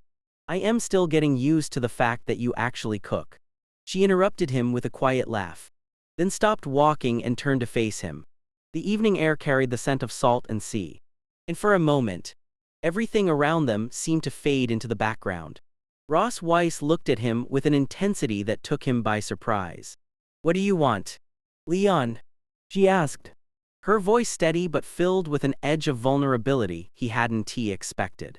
He was momentarily stunned, not quite sure how to answer. Her question felt like an invitation, But to what? What do you mean? He replied, though he could hear the uncertainty in his own voice. She didn't answer right away. Her gaze fixed on him as if she were searching for something in his eyes. Then, in a quiet voice, she added, "You've been by my side for so long. But do you really know what you want from this? From us?" The question hit him harder than he anticipated. It wasn't just a question about their date or their relationship, it was about everything that had happened between them. The battles, the misunderstandings, the moments of silence, and the small, tender ones that had slipped through unnoticed. He took a deep breath, the weight of her words sinking in. The answer seemed simple, but the more he thought about it, the more complex it became. His life, up until now, had always been defined by duty, by responsibility. But for the first time in years, he realized there was something more, something deeper, and it was right in front of him. "I don't know if I have the right words," he said slowly, meeting her gaze. "But I do know this. I want to protect you. I want to be by your side, no matter what comes next. And I want us to be more than just partners in this crazy world we're reliving in. I want to make sure that, at the end of the day, you know that I am here. Not just as a dragon hunter, not just as your husband, but as someone who cares about you deeply." Ross Wise's expression softened, her usual composed demeanor giving way to something more tender, something raw and genuine. She reached up, brushing a stray lock of hair from her face. "You don't have to prove anything, Leon," she whispered. "I already know you care. But thank you for saying it." Leon felt his heartbeat faster, not from the pressure of their responsibilities or the weight of his past, but from the simple truth in her words. And for the first time, he allowed himself to feel what he had been holding back for so long. As the sun finally dipped below the horizon, they stood together in the quiet peace of the moment, knowing that this was only the beginning of a new chapter in their story. And in that silence, with the waves crashing gently on the shore, Leon knew that no matter what challenges lay ahead, they would face them together. With a dark expression, she asks if he intends to use this against her. Leon felt a cold sweat break out across his back as Ross Wise's voice turned even sharper, her usual teasing demeanor replaced by an intensity that sent chills down his spine. The air around them seemed to crackle with the power of her presence. "No," Leon stammered, his hands instinctively rising in a gesture of surrender, though he wasn't sure if it would be enough to calm the storm he had just unleashed. I'm not trying to use it against you. I didn't expect you to be so upset about it." Ross Wise's eyes flashed with a mix of fury and something more personal, something deeper. She took a slow, deliberate step toward him, closing the space between them, her gaze unwavering. Leon swallowed hard, feeling her presence dominate the room. "Then why, Leon?" Her voice was low, but her words were like arrows aimed straight at his heart. "Why would you keep something like this? You know better than anyone how much I hate being exposed." Leon opened his mouth to reply, but the words got stuck. It wasn't the first time he'd seen this side of Ross Wise, the sharp, fierce dragoness who guarded herself with a wall of ice. But this time, her reaction felt different, more personal, and far more dangerous. It wasn't about the photos themselves. It was about what they represented. A vulnerability she had buried long ago, now brought to the surface because of him. "I didn't think," he whispered, barely above a breath. "I thought it would be funny. But I guess I really messed up." "Hi." Ross Wise stood in front of him now, close enough that Leon could feel the heat radiating from her. The tension between them was palpable, the weight of the moment heavy in the air. "You think?" Her voice was a barely contained growl, but there was something else there, something softer, hidden beneath the fury. "Do you have any idea what it means to have someone you trust, use your past as a joke?" He shook his head, his mind racing to find the right words. "I never meant to hurt you," he said softly. I didn't think about how you would feel, about what these photos really mean to you." Ross Wise stared at him for a long moment, her eyes searching his face as if trying to gauge his sincerity. The aura around her flickered, the intense energy momentarily calming, but not completely dissipating. You always say that. Leon, she said finally, her voice quieter now. You never think about the consequences. About me. Her words struck him harder than any blast of magic could have. He knew she was right. Time and time again, he acted impulsively. And this was just another example of his thoughtless behavior. But he was beginning to understand something deeper. Ross Weiss was more than just the powerful dragoness who ruled Silver Dragon Castle. She was a woman with her own pain, her own fears, and her own history, one that had been buried and protected for so long. I'm sorry, Leon said again, this time more earnestly. I don't want to hurt you, Ross, and I don't want to make you feel like you were just a joke. Not ever. Ross Weiss exhaled sharply, turning away from him and walking toward the window. Her back to him. She was still angry, but the energy that had flared up between them seemed to dissipate, leaving behind something heavier and understanding. Or at least the beginning of one. You know, she said quietly, looking out at the night sky. It's not about the photos. It's about trust. About how much I am willing to give. And how much I am afraid to lose. She paused, her hand resting on the window pane. I've never let anyone in. Leon. Not like this. Not like I've let you. The weight of her words hung in the air. And for the first time, Leon realized just how deep Ross Weiss's walls ran. She wasn't just a powerful, fierce dragoness. She was someone who had been hurt before. Someone who had learned to protect herself from the world. And now, he had breached that fragile defense. Then I'll do whatever it takes to prove I am worthy of that trust, he said, his voice firm with resolve. I might mess up, but I'll keep trying. I'll keep showing you I am not going anywhere. Ross Weiss turned to face him, her expression unreadable. For a moment, they just stood there, locked in a silent understanding. Finally, she gave a small, reluctant nod. I am not easy, Leon, she said softly, her voice carrying a hint of vulnerability now. I don't give my trust easily. But I am willing to give you a chance. Relief flooded through him, though he knew the road ahead would still be difficult. Trust, once broken, wasn't easily mended. But it was a start. And for Leon, that was enough. He took a step closer to her, then another, until he was right in front of her. Ross Weiss didn't move. Didn't say anything. But there was a softness in her eyes now that wasn't there before. Thank you, Leon whispered, his hand reaching out tentatively. He wanted to touch her, to reassure her, but he didn't want to overstep. He waited for her to make the first move. Ross Weiss glanced at his hand, then at him. Her lips quirked into a small smile more genuine than anything he had seen from her in a long time. Don't get too cocky, she teased, though her voice lacked its usual bite. This doesn't mean I forgive you completely. Leon chuckled, feeling a weight lift from his shoulders. I wouldn't expect you to. But it's a start. And with that, she stepped forward, closing the gap between them. Her hand reached up to gently touch his cheek, her fingers soft against his skin. I still don't know what to do with you, she murmured, her voice quiet but steady. That's okay, Leon replied, a smile tugging at his lips. I'll keep figuring it out. They stood there for a moment, the silence between them comfortable now, filled with the promise of something new. Something that didn't have to be perfect, but could still be real.